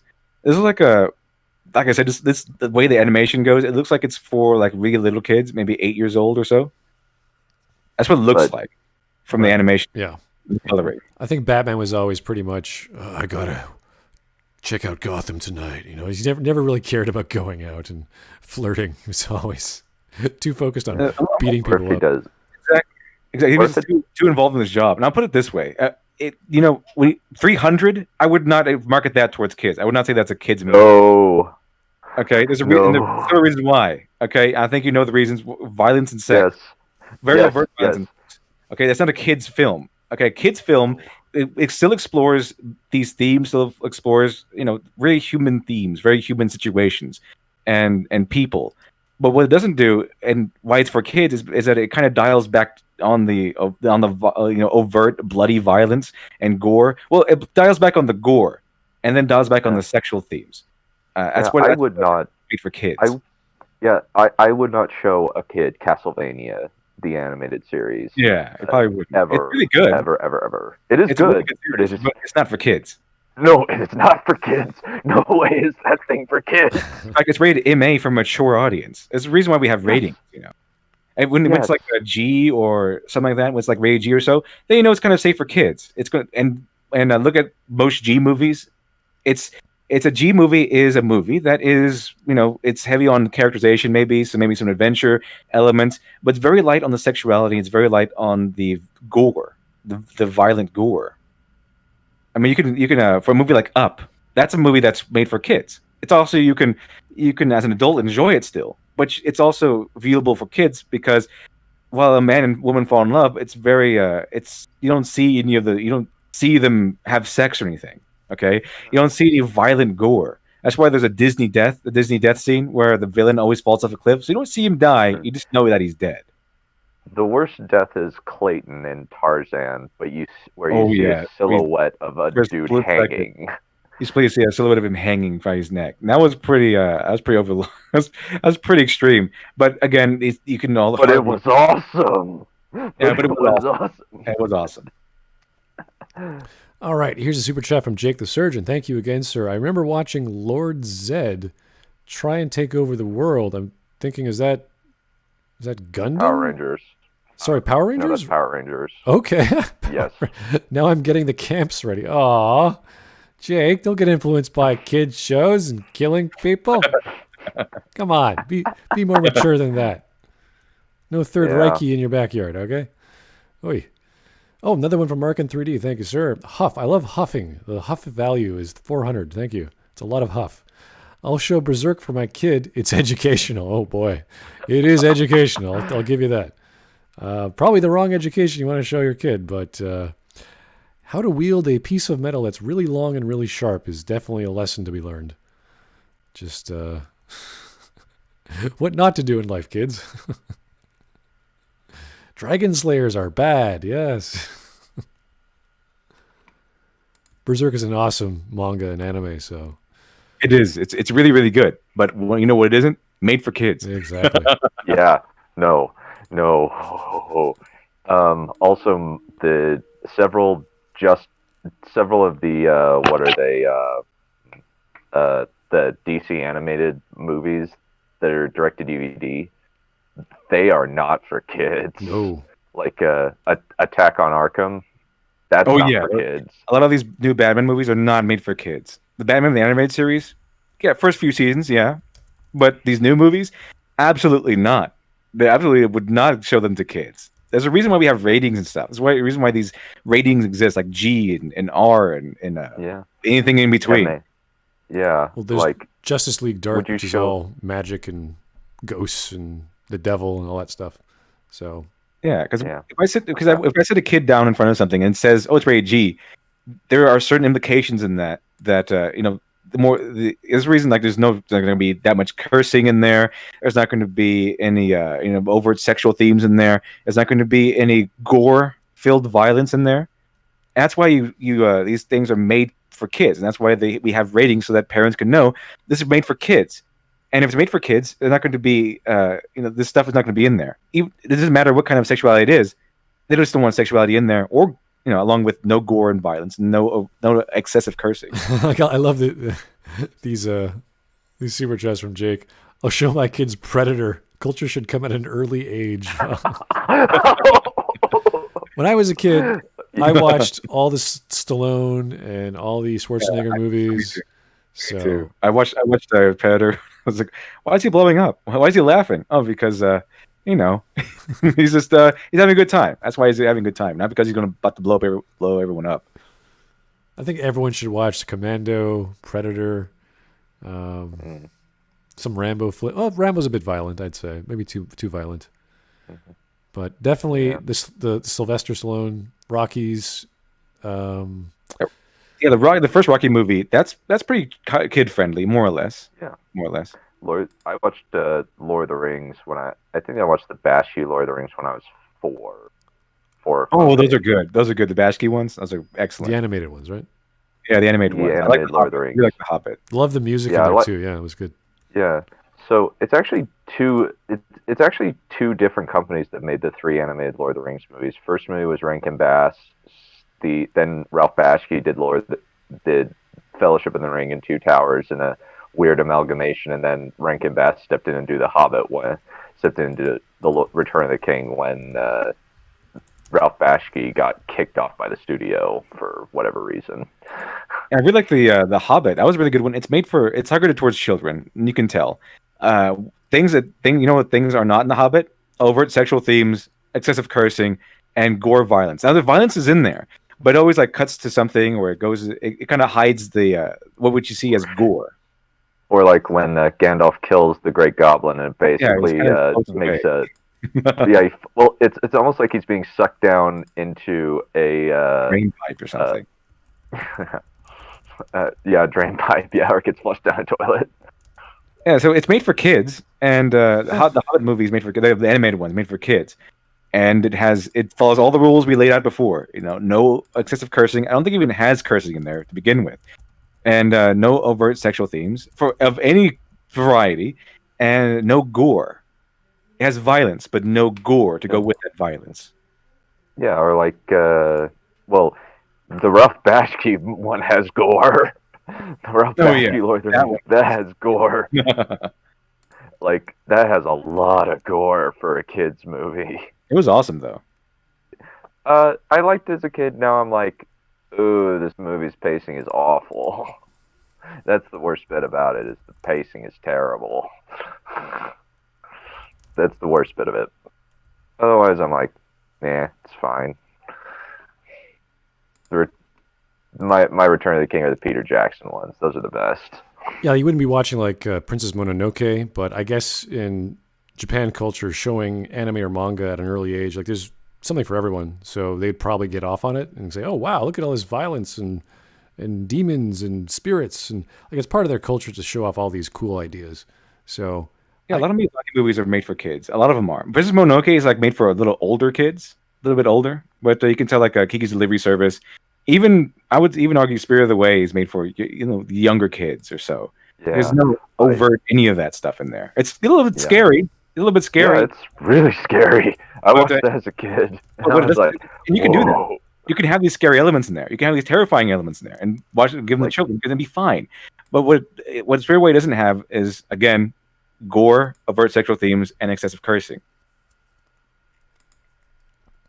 Howl's Moving Castle. There's all kinds of great Studio Ghibli movies that are great for kids. Oh, yeah. Beautiful animation. Great for kids. Yeah. None of them. Some of them have like romantic, where the the two characters have always like each other, but what it doesn't have is any of that overt stuff, and the stuff you would give to maybe an older kid or something.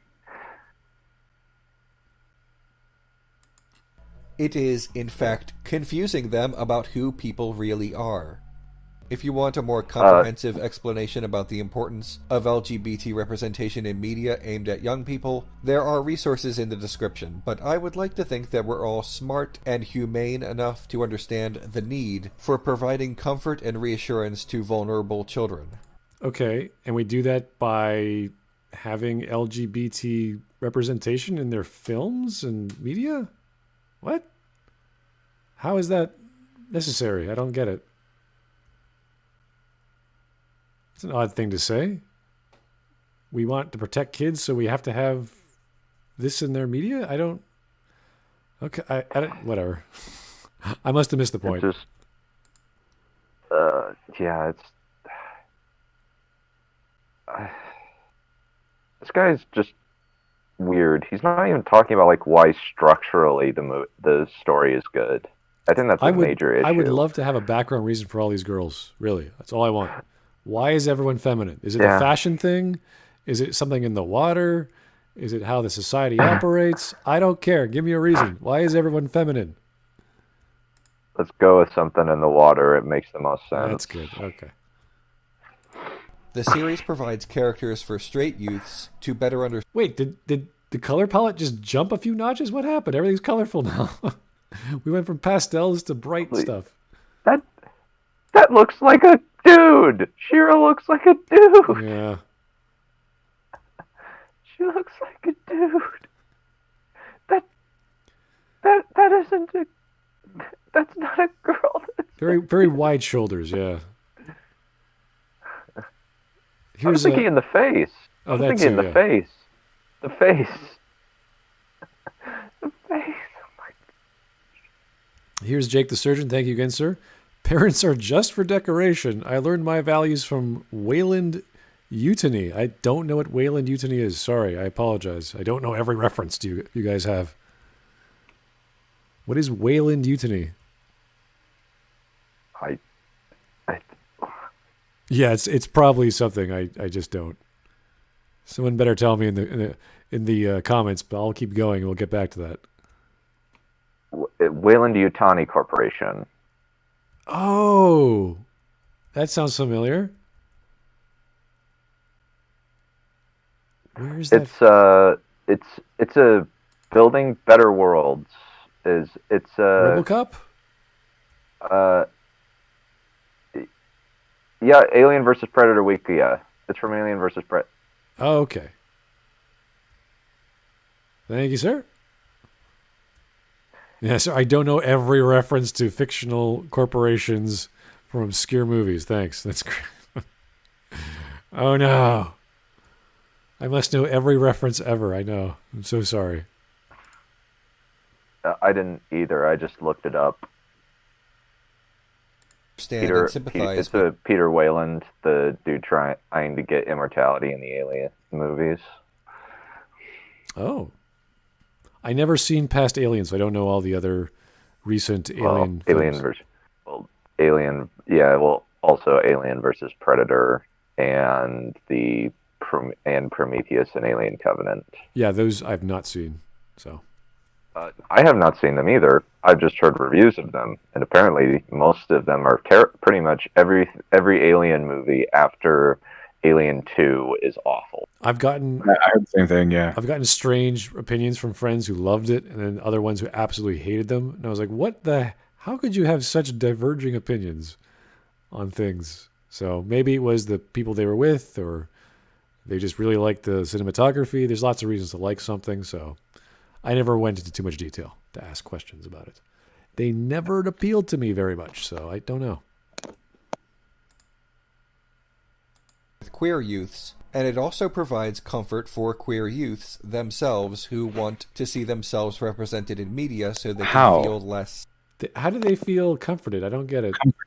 Because there's characters that are homosexual that exist in the show. Did you feel comforted when you saw heterosexual characters in the show? That's because they share the same sexuality as I do. I don't think they that is comforting. It's just, okay, go on. What's next? What's the story about? Like I said, kids are not worried about this stuff. Okay, they want to watch Batman punch the bad guy. That's what they want. They want action and cool characters. Or they want She-Ra to kick the bad guy's butt. Yeah, they want to watch She-Ra fight. They want to watch She-Ra fight. What was his name? One guy that came before was Skeletor. I forgot his name now for some reason. The other really bad guy, Hordak. They want to see She-Ra fight Hordak. Okay, they want to see She-Ra punch Hordak and beat up all of his bad guys. He beat up his army and all that stuff. They want to see that. They're not really concerned with who She-Ra wants to take out on a date. Like, it's the show they want to see that sort of thing. It's so stupid. I don't care. I'm kind of curious though. Who would ever watch this and say, "Wow, this is really comforting to my own sense of identity with all these pastel, fluorescent colors"? It's like, what is going through your head that you need this color palette? Creepy to me. It's like they're acting. There's like they're trying way too hard to be non-threatening, and it's really creepy. Here's this kaleidoscope of colors. Don't you feel better? Like, no. It's kind of like how you have a used salesman come up to you, and he has his really big, friendly personality, a big, real friendly smile, and it's so over the top that you can't get away from the thought that he's trying to trick you into something, because he probably is. It's the same thing if everything was so bleak and dark. You're just as repulsed. It's like, whoa, that doesn't look too inviting. Same with this. It's all bright in color. Like, what is happening here? I remember those 2000 superhero movies. Everything was dark and everything happened at night, and it wasn't all that great. It was just way too over the top dark, and it was just not it didn't earn that sort of darkness. And it was really it's like this. It's like that. That's like the opposite of that. It's too colorful. The 2000 superheroes movie too dark, except for Blade. That one earned it. Yeah, the first Blade. It's kind of like you want to keep a somewhat consistent tone. Like I think an example of like a really weird tone shift is in the movie Congo, where it abruptly gets really dark, where these apes are just pounding on Tim Curry in order to kill him. Oh yeah, there's all sorts of like Cocoon and Apocalypse Now. There's just moments where it's like, okay, this is what this is about now. So, yeah. Mm-hmm. Well, the problem is Congo's a really dumb movie, and the practical effects are terrible. Like, have either of you seen that? Back when I was a kid, I remember seeing it. Yeah. Yeah, where they have this laser gun that acts like a lightsaber and cuts off apes' limbs. It was I could barely remember it, but I was like, oh, okay, this is silly. It's a terrible movie. It is so bad. Kind of like what was that film, Species? I can't remember who the actress was. It was pretty much just to watch a blonde, beautiful woman go topless and mate with a bunch of people and kill them and make alien babies or whatever. Cocoon? No, Species. Cocoon? No. Species, okay. Yeah. Oh yeah, I've heard of that one. It's a B movie, but that's why you go watch it, because it's death and murder and boobs. So yeah. Anyway, super chat. Thank you, Jake, again. Hordak did nothing wrong. Oh, now I have to know what the hell that means, because Hordak from She-Ra was a B movie villain. He was trying to establish a glorious rule of purity and strength. Isn't that always the case with the villains? They always want purity. It's probably the relation to Thanos was right. Oh, which no. I am so absolutely perpetually amused at the Thanos was wrong crowd that just responded so vociferously to the Thanos was right people. I think that is so amusing. He's just a well-written character, you idiots. He's a well-written character that is charismatic, has an actual motivation. We have not really had that yet. Since in Black Panther, Killmonger's just a psychopath. He's not nuanced at all. He's just a psychopath who wants to kill kids. Luckily, I haven't watched either of these movies, so I Sorry. can just agree with you wholeheartedly. That's okay by me. Don't need any other context. Don't need to go reread the comics. I'm totally fine. Yeah. Alone. Young gay, bisexual, and trans people face certain obstacles that young... Oh, that's cool. They got Scorpion Lady there going. Or is it Crab Lady? That's I think it's Hey. Scorpion because of the tail, probably. probably. Also, there's the claws. I like how look at the stinger though. Even the stinger is round and soft. Yeah, it's got no edge to it. It feels like the so. whole Yeah. Maybe you have to have a rather interesting wardrobe to have that sort of equipment on your body, or if that's your natural body. I think this style does work. It's whole overly like saccharine pastel style. It does work on some shows and even shows that I like. It doesn't work everywhere though, and I don't think it works in She-Ra very well. Yeah, at least there's a dark tone. It's like, oh wow, she's wearing black. It looks kind of good with her red or rouge, maroon kind of ensemble skin there going. It's like, that's all right. I like it. Yeah. No argumentation at all. It's so frustrating. Here's Jake the Surgeon. Again, dude, you're on a roll here.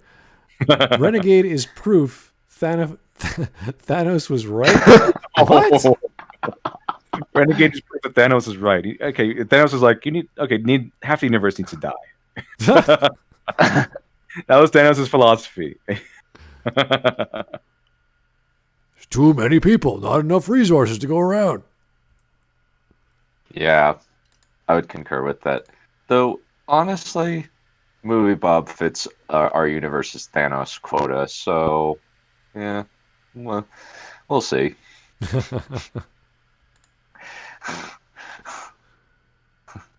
straight and cisgender people do not. The series offers support and comfort to LGBT youngsters. Let me just zoom back. I want to see who's dancing here. The series Support and offers comfort. support and Oh, I guess so the chat has told us that character's a girl, right? Right. These You are can't two, Yeah. so two girls in the middle, two girls on the left. I see one male. I hope that's a male on the right. There's another male on the left. And we got a girl in the background with high heels and a girl with a blue dress in the background. Does it even look like a scene from She-Ra? It looks like a school dance where everyone is dressing up in a costume, like a Halloween dance at a high school. Yeah. That's what it So, looks so again, there's 3-1 for women. It's just there's so many girls. What is up with the birth rate here of women? Like, it's just all baby girls? That'd be fine if it's an anime. I mean, it's very fine with an actual anime. That'd be perfectly fine. This is another My Little Witch Academia, and the cast is like 100% women, Oh, yeah. except for like the one love interest, which is a boy, and that's perfectly fine. But they explain it because it's a school for girls, like it's a school for witches. Well, That's yeah. how it's.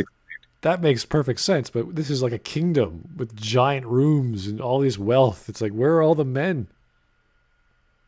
Also, there's a Need really somebody strange right- example of and have you ever seen that series on Netflix called Kakagiru or something? It's like about gambling. No. Most everyone is a girl there, except for like I don't know if he's a main character now. He's introduced as a main character. He's like the Watson to the main character who is a girl, but nobody cares. All the main major players are girls and women, except for maybe one or two guys. But nobody cares because it makes sense. Like it's just part of the setting there. It's a really crazy show, but nobody cares that they're all women because they make it work. And but here, this is the whole world. That was the school. This is a whole entire world. So what happened to all the men? Was it like a plague, or they all died from dysentery? What's going on? I just got a super chat from Jake. The men are in the breeding chambers. Oh, The men No. were- So how does it work? There's just chambers, and then copulation happens or They something. gathered up all the men you see, and they put them all in camps, and women can just check them out in the library books. Oh, that lucky dudes, I suppose. That's an actual thing. That was an actual suggestion pushed forth by feminists. Actually, like all men should be rounded up and checked out like library books by women. oh, jeez. That's a bit of a juxtaposition I never wanted to think about. Comfort to LGBT youngsters, particularly those who receive no such support and comfort from their parents. So there's this character in the series called Swiftwind, a talking Pegasus who is the most politically radical character. Okay, whoa. What? All right, so we got a unicorn who's also a Pegasus. One wing looks like standard looking bird wing, and on the other side it looks like he's like Archangel cyborg wing, but multicolored. It's just like, what is going on with his character design? I don't think it's. I think it's just supposed to be rainbow. I think it's just a weird lighting issue. Those are two distinct wings. Those are two distinct designed wings. Those are specifically done that way. So I don't know what the hell happened to his plumage, but that's way off. I'd like to point out that Renegade Cut actually did push forth the idea that this is made for kids and said it's comforting towards homosexual kids. Now, how many kids know for a certain fact that they know what their sexuality is? Like for a certain fact, know what their sexuality is. How many like 8-year-olds?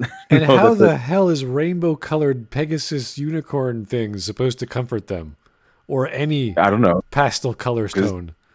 What is happening? because it's colored.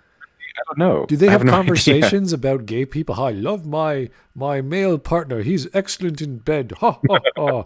Like, is that comforting? Like, what is going on with these shows? I don't know. I'd actually watch one to say, okay, this is the relationship. But What 8-year-old or 10-year-old knows not only knows that they knows their sexuality for sure, for certain, but also has encountered like a lifetime of obstacles concerning that particular aspect of the personality by the time they're 8.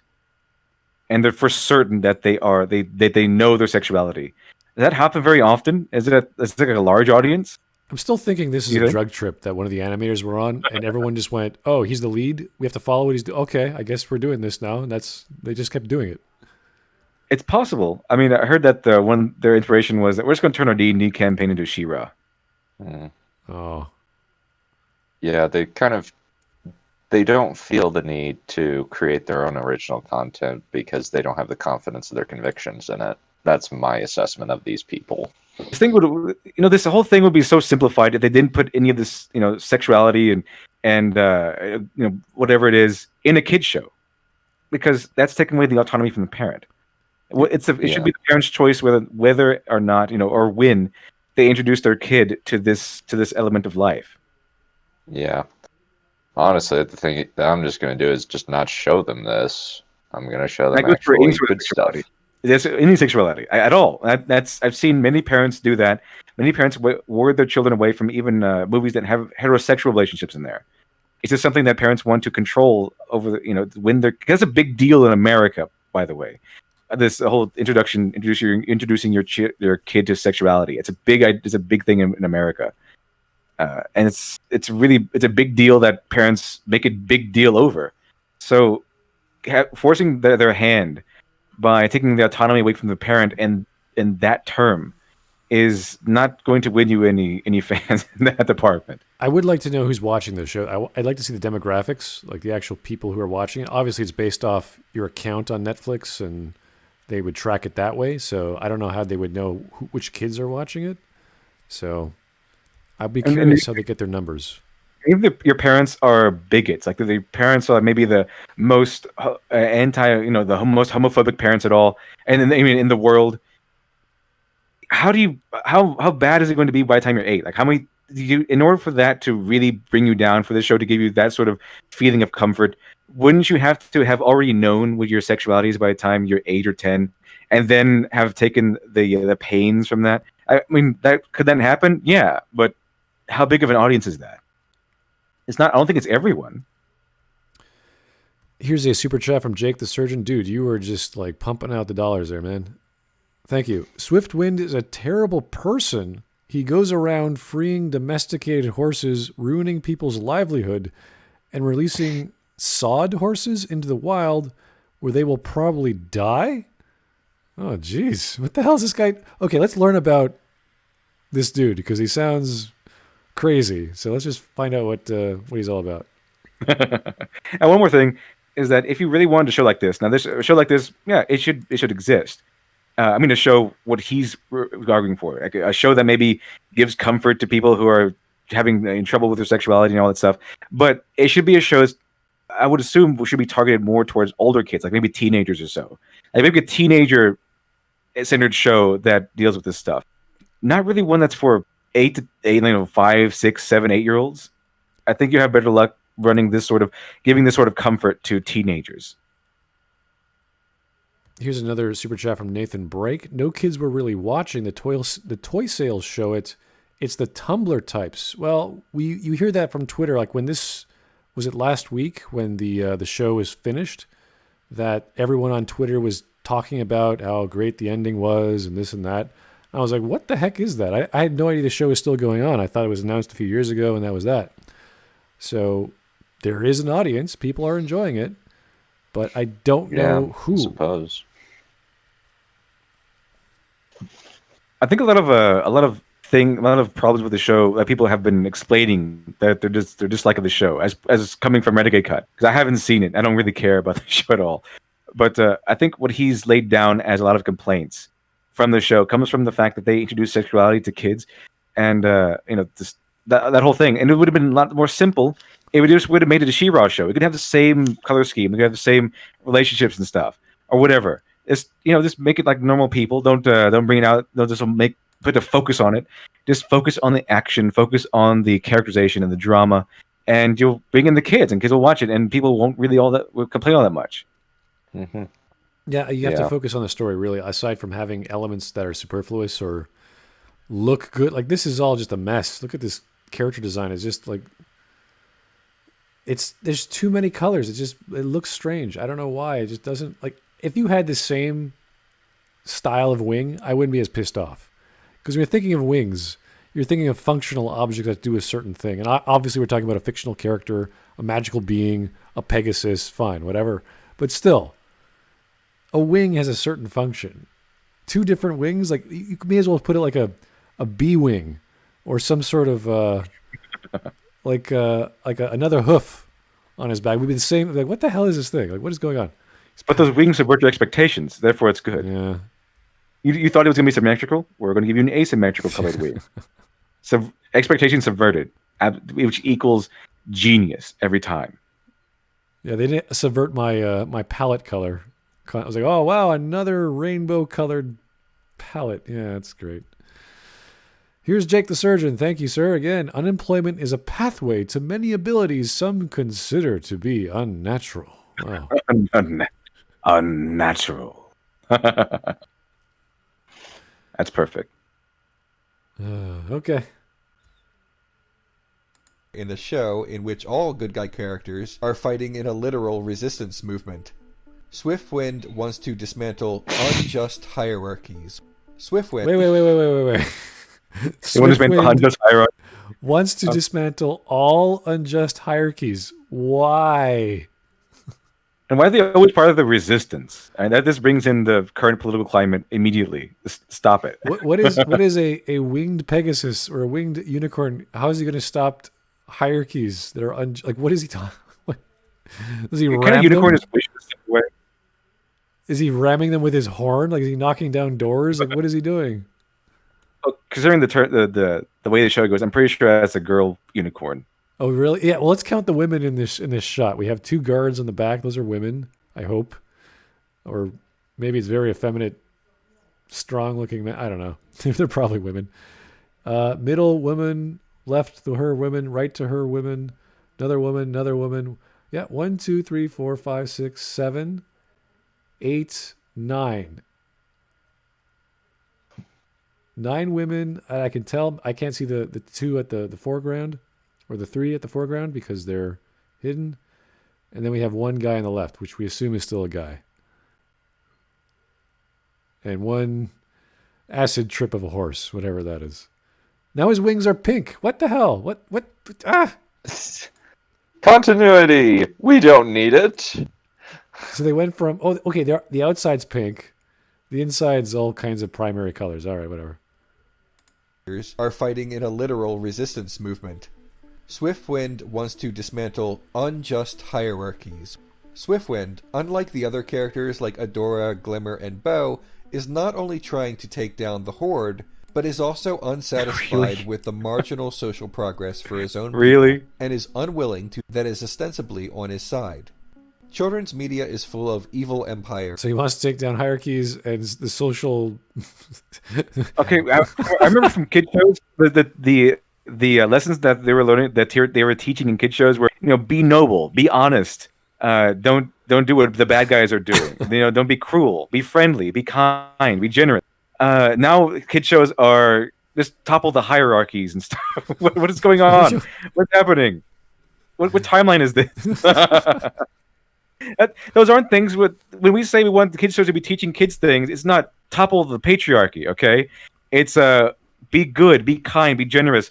Fight the bad. You see these evil guys with the skull face is doing? Don't do that. Don't be cruel. Don't be mean. Don't say you're going to do something and then revoke it. Don't hurt people who are not bothering you. Don't hurt people who are the good guys. Don't be a good guy. Be He-Man, be Superman, be Batman. Okay, be honest, be true. Put others before yourself, and put yourself in front of others, and take the blows for other people. Be noble, be honest, be brave. Those are the things that I remember all these old cartoons were teaching. Now these cartoons are teaching, topple the patriarchy, and social issues and stuff. Right. No, and we have to assume that the Swiftwind likes the female round table there. They were all good. They were all nice. But it's the non-rainbow people. That's a good hierarchy. Yeah. It's a good hierarchy. That hierarchy's okay. They have good dress sense. They buy all their textiles from whatever. And media that is not explicitly for children, but widely enjoyed by children, like Star Wars, has this common conflict as well. Star Wars doesn't tell us a lot about the explicit politics of the bad guys and the good guys. Yeah, it doesn't, does it? And how strange how that works, isn't it? Luke Skywalker isn't going around, just decrying hierarchies and stuff. He's like, okay, here's an oppressive empire. I hate this empire. Let me go fight it. Okay, I don't know how Luke Skywalker voted in the last galactic election, but it doesn't matter. It's just a bad guy being defeated by a good guy. That's what we got from the Star Wars. All you have to do is work, be brave, be noble, take the chances. So remember that scene in the Death Star on the very first Star Wars movie, where Luke Skywalker, he's acting because he's a little bit horny, but I mean he finds out that the princess is being kept in the Death Star, and he goes, "Let's go get her. Let's go rescue her." And he convinces Han to go with him. Yeah, he likes her. He's a little bit attracted to her. He's a teenager. I mean, that's sort of the thing that's going to happen. But he does so anyway. I mean, they cook up a plan, and Luke Skywalker cooks up this plan. Yeah, it ends up falling into shambles at the very end of it. But he takes the nobility. He was noble enough and brave enough at the very end of the day to try to rescue the princess, even though all he really had to do was more or less stay and wait. And Obi-Wan Kenobi would find a plan to get him out of it, because Obi-Wan Kenobi just sneaks around the ship, does a few things that allows them to leave, and then they leave. All the other stuff comes up because of Luke's plan to save the princess. So it's about nobility. It's about being inspiring to people who are not as noble as you are, like Luke was to Han Solo. It wasn't about politics. It wasn't about toppling Nazis or punching Nazis or whatever it is. It was about being a good guy, fighting an oppressive bad guy. It was about someone trying to destroy people because they hate you, because they disagree with you. it's because it was about trying to bring up good lessons, and the good lesson is be noble, be brave, and put other people before yourself. That's what you get from the first Star Wars movie, and you can see that through Luke's every action. Does he have flaws? A little bit. Are his motives completely pure? Maybe not, but at the end of the day, they mostly are pure, and that impurity makes him just a little bit more human. I think, to be fair to She-Ra, I think the She-Ra character is probably like that as well. She's a typical heroic heroine who wants to fight people. Maybe, but he hasn't brought up that point yet. Is it brought up? No. But that's the thing. Like he brought up Swiftwind. You're like, what the hell is this side character wanting to topple the hierarchy? Like, what the hell is going on with this side? Like, who's this crazy horse? What the hell does he want? It's strange. If he's like comic relief, he keeps failing. Like, topple the evil bankers or the corrupt politicians. Like, what are you talking about, buddy? Shut up. It would work as comic relief, but we don't know that. He just introduced the character, and that was it. This character wants to topple hierarchies, and went on to argue that this is argue it seriously, as if this were not a comic relief character. It went on to Star Wars, and like children's media is full of evil empires to topple. Like, so we don't get the hint that this character is a comedic relief character. So I can only assume that he's played straight, and he's played unlike all the other characters, he played straight, and that he is played seriously. That he's a seriously politically radical character that is considered to be and treated and written seriously. Here's Jake the Surgeon again. Thank you, sir. Domestication doesn't work like that. Most of the time, they'll die in the wild.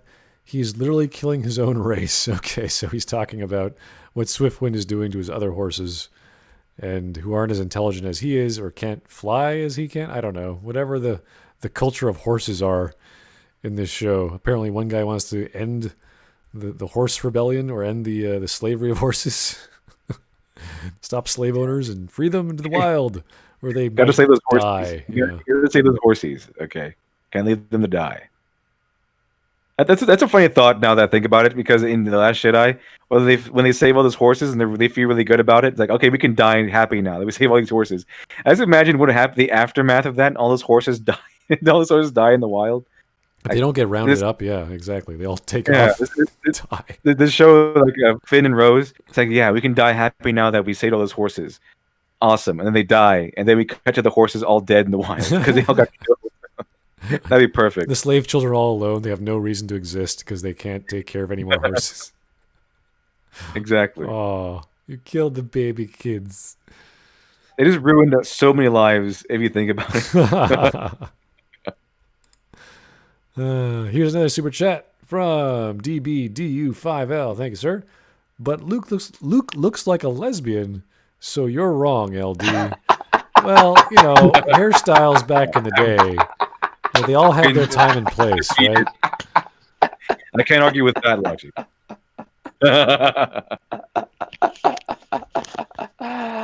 Remarkable Republican.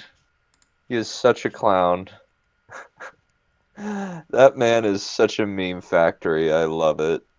So were the knights in ancient times postmodernists because there wasn't a unified code of chivalry?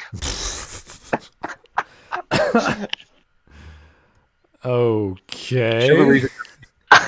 I am not being ironic. He actually asked that to Shadow. Wait, really? That's an actual question someone not as a joke. No, I'm not kidding. He said... Oh, go for it. Did he miss the concept of feudalism that was pretty much a given for hundreds of years? Postmodernists, because they didn't have a unified code of chivalry. Yeah. How do you come to that conclusion? Let me attempt to explain. So basically, he said... First he said something really stupid, that the Mongols couldn't stand up to medieval knights. What? And Shadowversity said, no, they wouldn't. Good. And then he said, well, they weren't true knights then. And he's like, yeah, they were. What makes a true knight? And he said, you gotta have a code of chivalry, and you gotta have the outfit. And it's like, you do realize that there was multiple different codes of chivalry, right? Yeah. And then the guy said, Wait, I didn't know that. Were the Knights like postmodernists or something? Yeah, that's it. That's it. Like it wasn't. It's not like today. You can't just have. It's not like a Webster's dictionary of chivalry. Okay, just they could hardly agree on how to spell things back then. Yeah, they have a feudalistic pledge to multiple lords. They can do it whatever they want. They're still loyal to whoever's in charge. It doesn't matter whether it's the king or the next person down the order. It's you pledge whoever you're pledged to, and everyone who pledges wants something different out of you. Like you patrol, or you're the security, or you fight in wars, or whatever.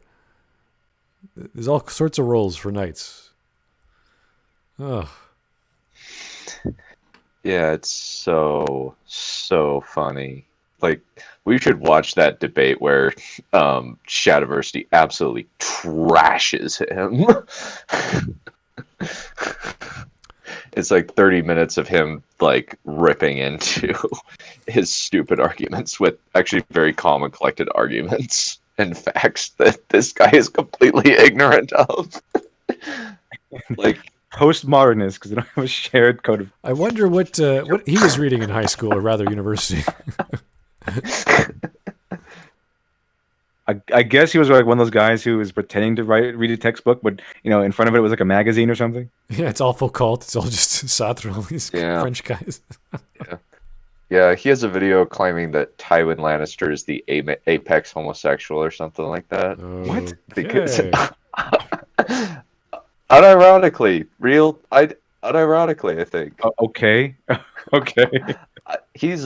I after hearing the debate, I'm like, he actually believes some of his BS.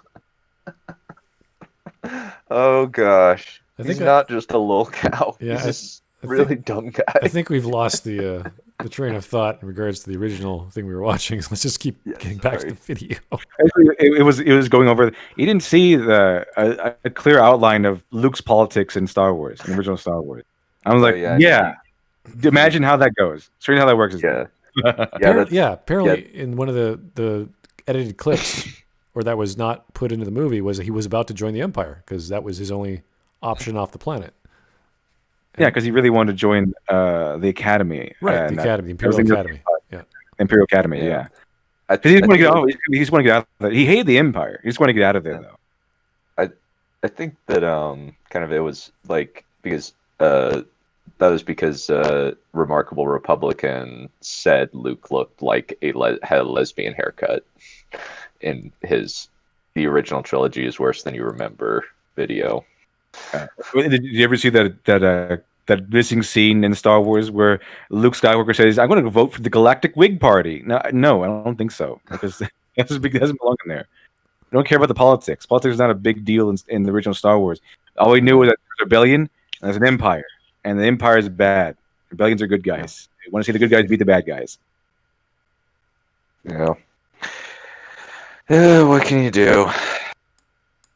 It only informs us through visual shorthand which real-world entities we are meant to associate with the fictional entities of the films. Swiftwind's overt politics still skirt around naming exactly where he is on the political compass, but it still somehow makes more of an effort than Star Wars. She-Ra doesn't. This is a kid show. This is a kid show. Why would we want that? Why would we want a politically minded flying horse to tell us? Why do we need a horse in a kid show to teach our kids the political theory? Why is that something that needs to be happening in kid shows these days? I don't think they're learning politics at an early age, or if at all, if they wanted to. I don't even think they care about politics at that age. There's a lot of adults who don't care about politics, let alone children. I don't care. Yeah, I legitimately don't have. I don't care about laugh. You are coming in so soft, we can't hear you at all there. Sorry. I do not care about politics other than to laugh at how utterly absurd it gets sometimes. Sorry, am I coming through? You're still very soft. We can't hear you, but you're very soft. Oh, dang it. Turn myself on. Anyway, yeah, politics and kid shows, not a good combination, okay? Comrade Swiftwind reading The Conquest of Bread, but explaining... Wait, what? The Conquest of Bread? What? Where is he going with this? Let's rewind. Makes more of an effort than Star Wars.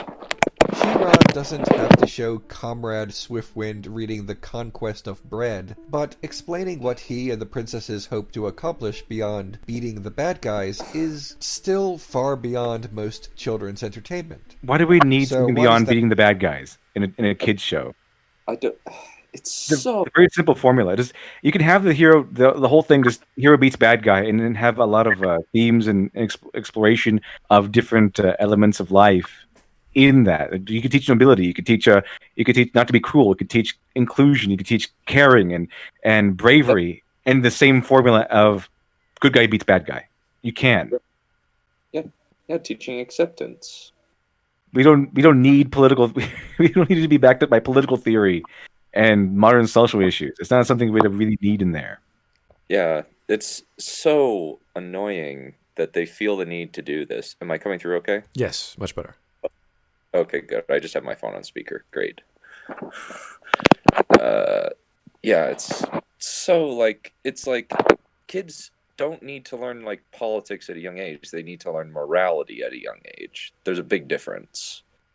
And that's why no one's complaining about a show teaching their kids how to be nice or accepting or friendly or brave or noble, because these things are just like supplemental to what the parents are probably teaching the kids anyway.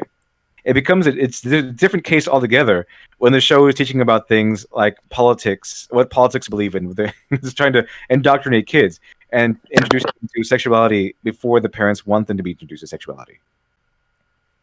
yeah. Here's a super chat from Jake the Surgeon. Again, you are on a roll, sir. You've been going nuts all evening. How could there exist a worse She-Ra video than mine? I bet there is. I'm going to bet somewhere in the annals of, well, somewhere on YouTube, I'm sure. Someone made a video which is worse than this one. It's possible. Do I want to cover it? Probably not. I think this is more than enough. If we are being introduced to She-Ra through this gentleman, that is more than enough She-Ra in my life. So I'm not even remotely interested in taking a look at this show. I wasn't before. I'm definitely not now. This just looks meh and not worth my time. I mean, come on, a talking unicorn Pegasus who wants to destroy hierarchies and is more political than actual Star Wars or other shows. Wow, Yeah. what a great concept for kids. Can't wait to watch that. That'll be great. What a ringing endorsement. Like, would these people be okay or find it necessary? Because from what I've heard from Renegade Cut so far, he thinks it's necessary that we have characters teach kids politics. So what do you think, it's necessary and acceptable if we had a character in there teaching kids about Republican right-wing politics, like capitalism and how abortion is wrong and stuff? Would that be okay with him? I don't think so. On top of having sexuality and gays and lesbians and unexplained relationships and all these dominant female roles, just what is going on in this world? Like, you're showing us one thing, you're talking about politics, and now this girl transforms into an 8-foot tall monster that swings a broadsword. He's like, wait, that's cool. I like that. The rest I'm not too sure about. That matter. Well, it's a good thing because everyone thinks they're the rebels. No matter your political persuasion, everyone thinks they're the rebels, and that I thought I was Darth Vader. Honestly, I love Darth Vader. So, yeah. Yeah, it was cool. It was awesome. But I still wanted to be Luke Skywalker. I wanted to be Luke Skywalker, helping him defeat the Empire. Because I really wanted to conquer the Empire. I like how the uniforms are all snazzy looking. I wanted to show those uniforms. their enemies are the Empire. A character in a children's television show actually stating that he opposes unjust hierarchies and believes in an egalitarian society, presumably kid one show. that doesn't have to be ruled by monarchs one day. Hey, Barney, what do you think today, Barney? Gee, kids, I think we should be going out there destroying unjust hierarchies and really. What should we going to do tonight, Pinky? We're going to Same teach thing we children do how- every night. Try to overthrow the patriarchy. Try to overthrow the patriarchy, Pinky. Teach kids about political theory. Yeah, except all the Right. rats are gay because they have to be Right. gay. What are we going to do tonight? Going over the tenets of Marxism, of course. No. The same thing we do every night, Pinky. Try to indoctrinate the children. Oh. One thing we're going to do is have a guy overtly be political in there and teach children about political theory, modern political theory, egalitarianism, and all this other stuff. This is a kid show, okay? You could teach kids acceptance by not preaching to them about politics. You could teach them acceptance by having a character who is usually unacceptable, usually ostracized by the rest of society, and then have the hero be heroic by being the one guy who brings them in, being the one guy who accepts them, who gets to know them, and who actually befriends them despite the fact that everyone else has ostracized them. But that would be inclusivity, which I don't think this doesn't seem to be all that sensitive to, especially if that person is ostracized for thinking differently or something. Yeah, I don't think they would accept that. Here's Jake the Surgeon again. I'm not a rebel. I'm Godzilla vaporizing all the simps and betas. Okay. I'm down with that. That's fine. I'm cool with that. Does Godzilla discriminate? I don't know. I think he's kind of rampaging in general. Basically, That's actually a good point. Godzilla was kind of a political movie. It was not politicized really, but it was inspired by politics of the time, and course. it didn't preach to anyone though. It just was like, okay, we had the atomic bomb. Right. Radiation produced this gigantic, unstoppable monster, and the only way to stop it was with something else that was another scientific project that was just as monstrous. So it wasn't preaching a side. It wasn't teaching you Marxism or political theory or saying you need to topple the patriarchy or anything like that. It was, this is the repercussions of our actions. This is the possible repercussions of our actions taken to the extreme so we can see it. Okay? So we can see it, make it made more overt of what we're doing to society, what we're doing to the world. That's what Godzilla was about. That's the beauty of, I think, well, if you could say beauty from Hiroshima and Nagasaki, the bomb really influenced the Japanese mindset. And that's what we got stories like Godzilla. We got all sorts of war stories in anime and manga. The man coming from the destruction of something so horrific. I think it was it the allegory with Astro Boy? What was the allegory? I'm trying to remember what Godzilla is the obvious one, but there's another allegory I can't recall. But that's greatly influenced the art of the time and still does. So it's kind of beautiful in that sense that we had this horrific event happen that caused artists and storytellers to create these wonderful allegories and teach lessons, even if they're not completely blatantly political. Yeah. Godzilla was not blatantly political. This guy is arguing that that it's a shame that Star Wars didn't teach more politics to kids. Godzilla was made for adults, more or less. It was made to teach adults, this to show us as a society what the repercussions of what we're doing and how far we're going with science and the negative repercussions that could take in the form of Godzilla. Didn't teach us politics. They didn't take a political side. Nothing like that. No magical horsey. Okay, Godzilla did not rise out of the ocean and start teaching us to overturn patriarchies or something. It didn't do that. It just showed us something that was real, something that was true and based in conjecture that, hey, this actually happened. There's an actual bomb that was dropped on Japan. People actually suffered and died. There was actual radiation that is changing things that can warp living DNA, and this is the repercussions of that taken to the extreme. So maybe that we should be cautious when we march forward with the march of science and be mindful of how our actions affect the world around us. No politics needed. Okay, it's just something that happened that we can see for ourselves. And we can, as a society of everyone, regardless of your political spectrum, can look at and take in and respect to some degree. Yeah. Yeah, one of the things that I am doing in one of my books is basically, like, in the 5th book of my Dragon Lord series, basically, like, I guess the message that I'm kind of going with is that sometimes a king requires a monster in order to actually get things done and protect his family. However, the repercussions of that in the sixth book is basically a might makes right mentality, where there's a giant civil war between a bunch of dragon riders. So you can have political things in it, but you have to make it logical and make it a part of the story. You can't just kind of have a guy like screaming platitudes into the ether. You have to put a little bit of effort and work into it. You can't just and don't politicize it. That's one thing that nobody really likes is politicization. Because once you politicize something, it becomes just you preaching at the audience. Because politicization means it becomes one-sided. It becomes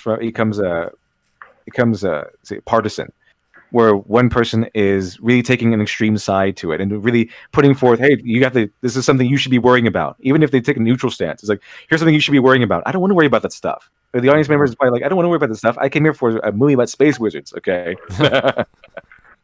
Here's a super chat from Nathan Brake. Not sure what context this was put under, but you just said Reaper indoctrination. Now, if you don't know what that's from, I think we're referring to the political stuff. I guess. I don't know. Indoctrinating the kids. Okay, kids. Here's what you should be thinking by watching this kids show. Yeah, I guess that's referring to.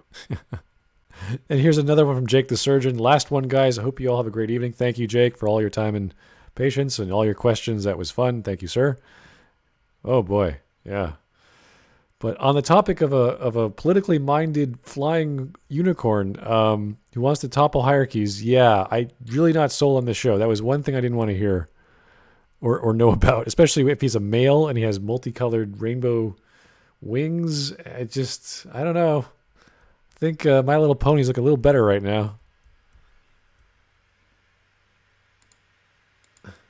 He opposes unjust hierarchies and believes in an egalitarian society, presumably one that doesn't have to be ruled by monarchs one day, is a good way to let children think in terms greater than bad guy bad. And okay, why? Why is monarchy bad? Why does he want to topple the monarchy? Tell us. And why is that better? Why is it better than something as simple and easy to grasp as bad guy bad, good guy good? Why? You're just making it more complicated. Same exact messages are being pushed before. That the bad guys are bad, and that acceptance is good, and tolerance is good, and egalitarianism is good. But you want to go from bad guy bad to here's a political speech I want to read out to you 8-year-olds. Yeah, you can't just say a hierarchy or a political hierarchy is good or bad. Like, just within what context is the cabal of women in that round table? Is that a hierarchy? Is that a kingdom? Like, what's wrong with that? Like, I don't know. It sounds like this guy just hates organizations. You're like, why?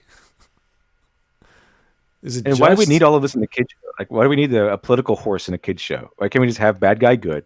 I don't know, the bad guy bad and good guy good. I mean, and then have the good guys portray all the things that we want to instill in our kids, like morality, virtue, nobility, and have the bad guys represent all the things we don't want our kids to do, which is, be cruel, lying, stealing, that sort of thing. I mean, that's why bad guys are bad guys. These things can work. Any idea can work in any combination. It's, again, how you do it.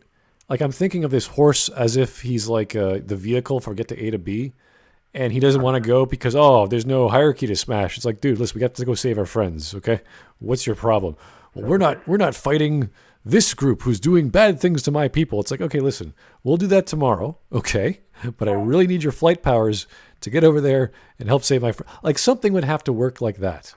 You can't just have a horse who has politically minded ideologies and just goes along with everything. Like, what's the point? You could have politically minded ice cream flavors, and that'd be like, what's the difference? So I would kind of argue that this is that good guy good and bad guy bad formula. It's actually more complicated. It's actually a better written, more diverse, more complex version of just having a horse just tell you the things that you're supposed to be thinking now.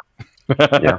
Or instead of having like a hero actually act out the things you want to instill in kids, and they can see for themselves and learn for themselves how that happens, and have a bad guy act out what you don't want kids to do.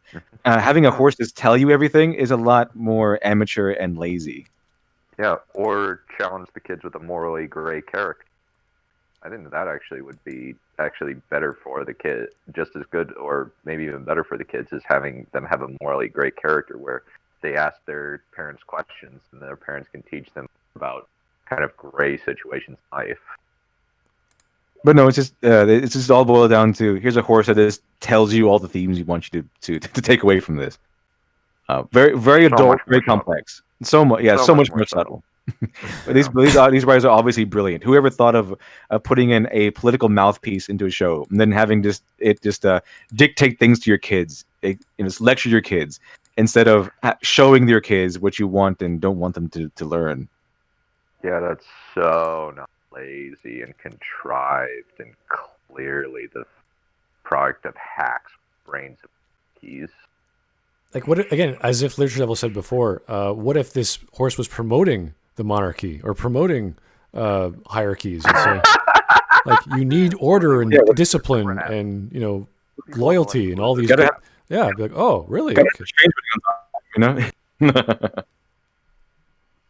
Yeah, people on the left with this are crap. Yeah, all teaching politics is necessary and good to teach kids politics as long as it's their politics being pushed. Now, if it was something else, then it will all of a sudden become like fascism. Like this show promotes fascism because it promotes right wing ideologies. What do you call it when a show overtly pushes your ideologies? It's okay now. Suddenly it's not fascism because it happens to be your political views. I don't think so. Has to be anarchy. If the horse is destroying everything, if he destroys every like good bad doesn't matter. You're a hierarchy. You're going down. He's like, holy crap, this guy's nuts. He's an enemy to everyone. In case you guys don't know, every organization you're ever going to be a part of is a hierarchy. Okay, doesn't matter if it's a job, a social group, your church, whatever. There's a hierarchy, okay? Good guy good. Speaking of which, allowing the bad guy characters to have personalities and relationships might help teach children empathy. I really hope that the kids growing up with She-Ra and Steven Universe and the like will internalize those good values. Steven Universe, that's a whole other topic. We're not going to touch that. Yeah. And a lot of old shows taught kids empathy. Taught people empathy and caring about people without having to put in any kind of sexuality in there in a kids show and teaching them how to topple the patriarchy and stuff. Like I said before, it's not about homosexuality. The problem is sexuality in general. A lot of these parents don't want to sit their children down in front of a television show that markets itself towards children and have to worry about them being exposed to sexuality, any flavor of sexuality. And by the time they come back, by the time the show is done.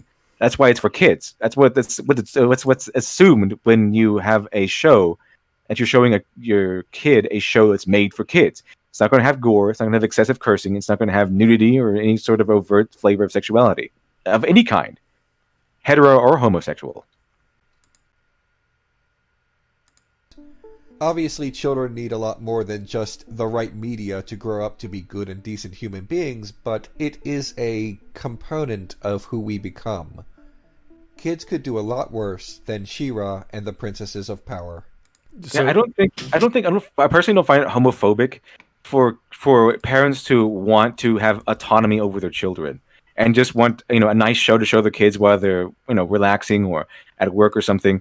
I don't think it's homophobic for parents to just want to have this sort of control over their children's development. It's their child, okay? They have the right as parents to control certain things about their children's development. As soon as they turn 18, they can do it. And again, that goes for I know all the people who hate us or whatever will just say, oh, they just hate homosexual people. No, it's either sexuality. Okay, it's parents don't want them to be exposed to heterosexual or homosexual sexuality in any capacity before they choose to introduce them to it.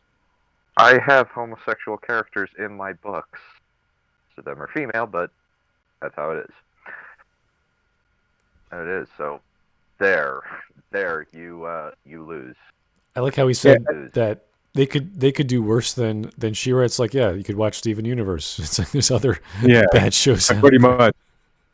Like until the parents come out and say that they overtly do not like that the problem is the fact that the characters are homosexual, then that's homophobic. But if it's the fact that the sexuality is in there to begin with, which a lot of parents especially parents in America, will have a problem with, then that's not homophobic. That's just parents wanting to control how their child develops, which is perfectly understandable because it's their child.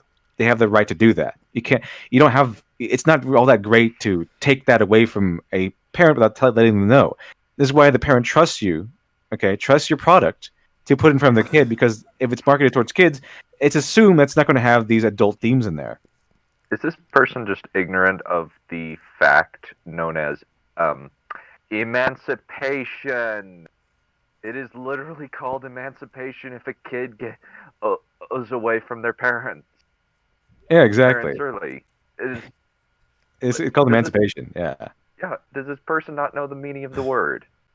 And it's called emancipation for a reason. And like I said before, you can have these themes in there. You can have these focuses on homosexuality and sexuality in general, but you market that towards a little bit older kids. Like I would say teenagers.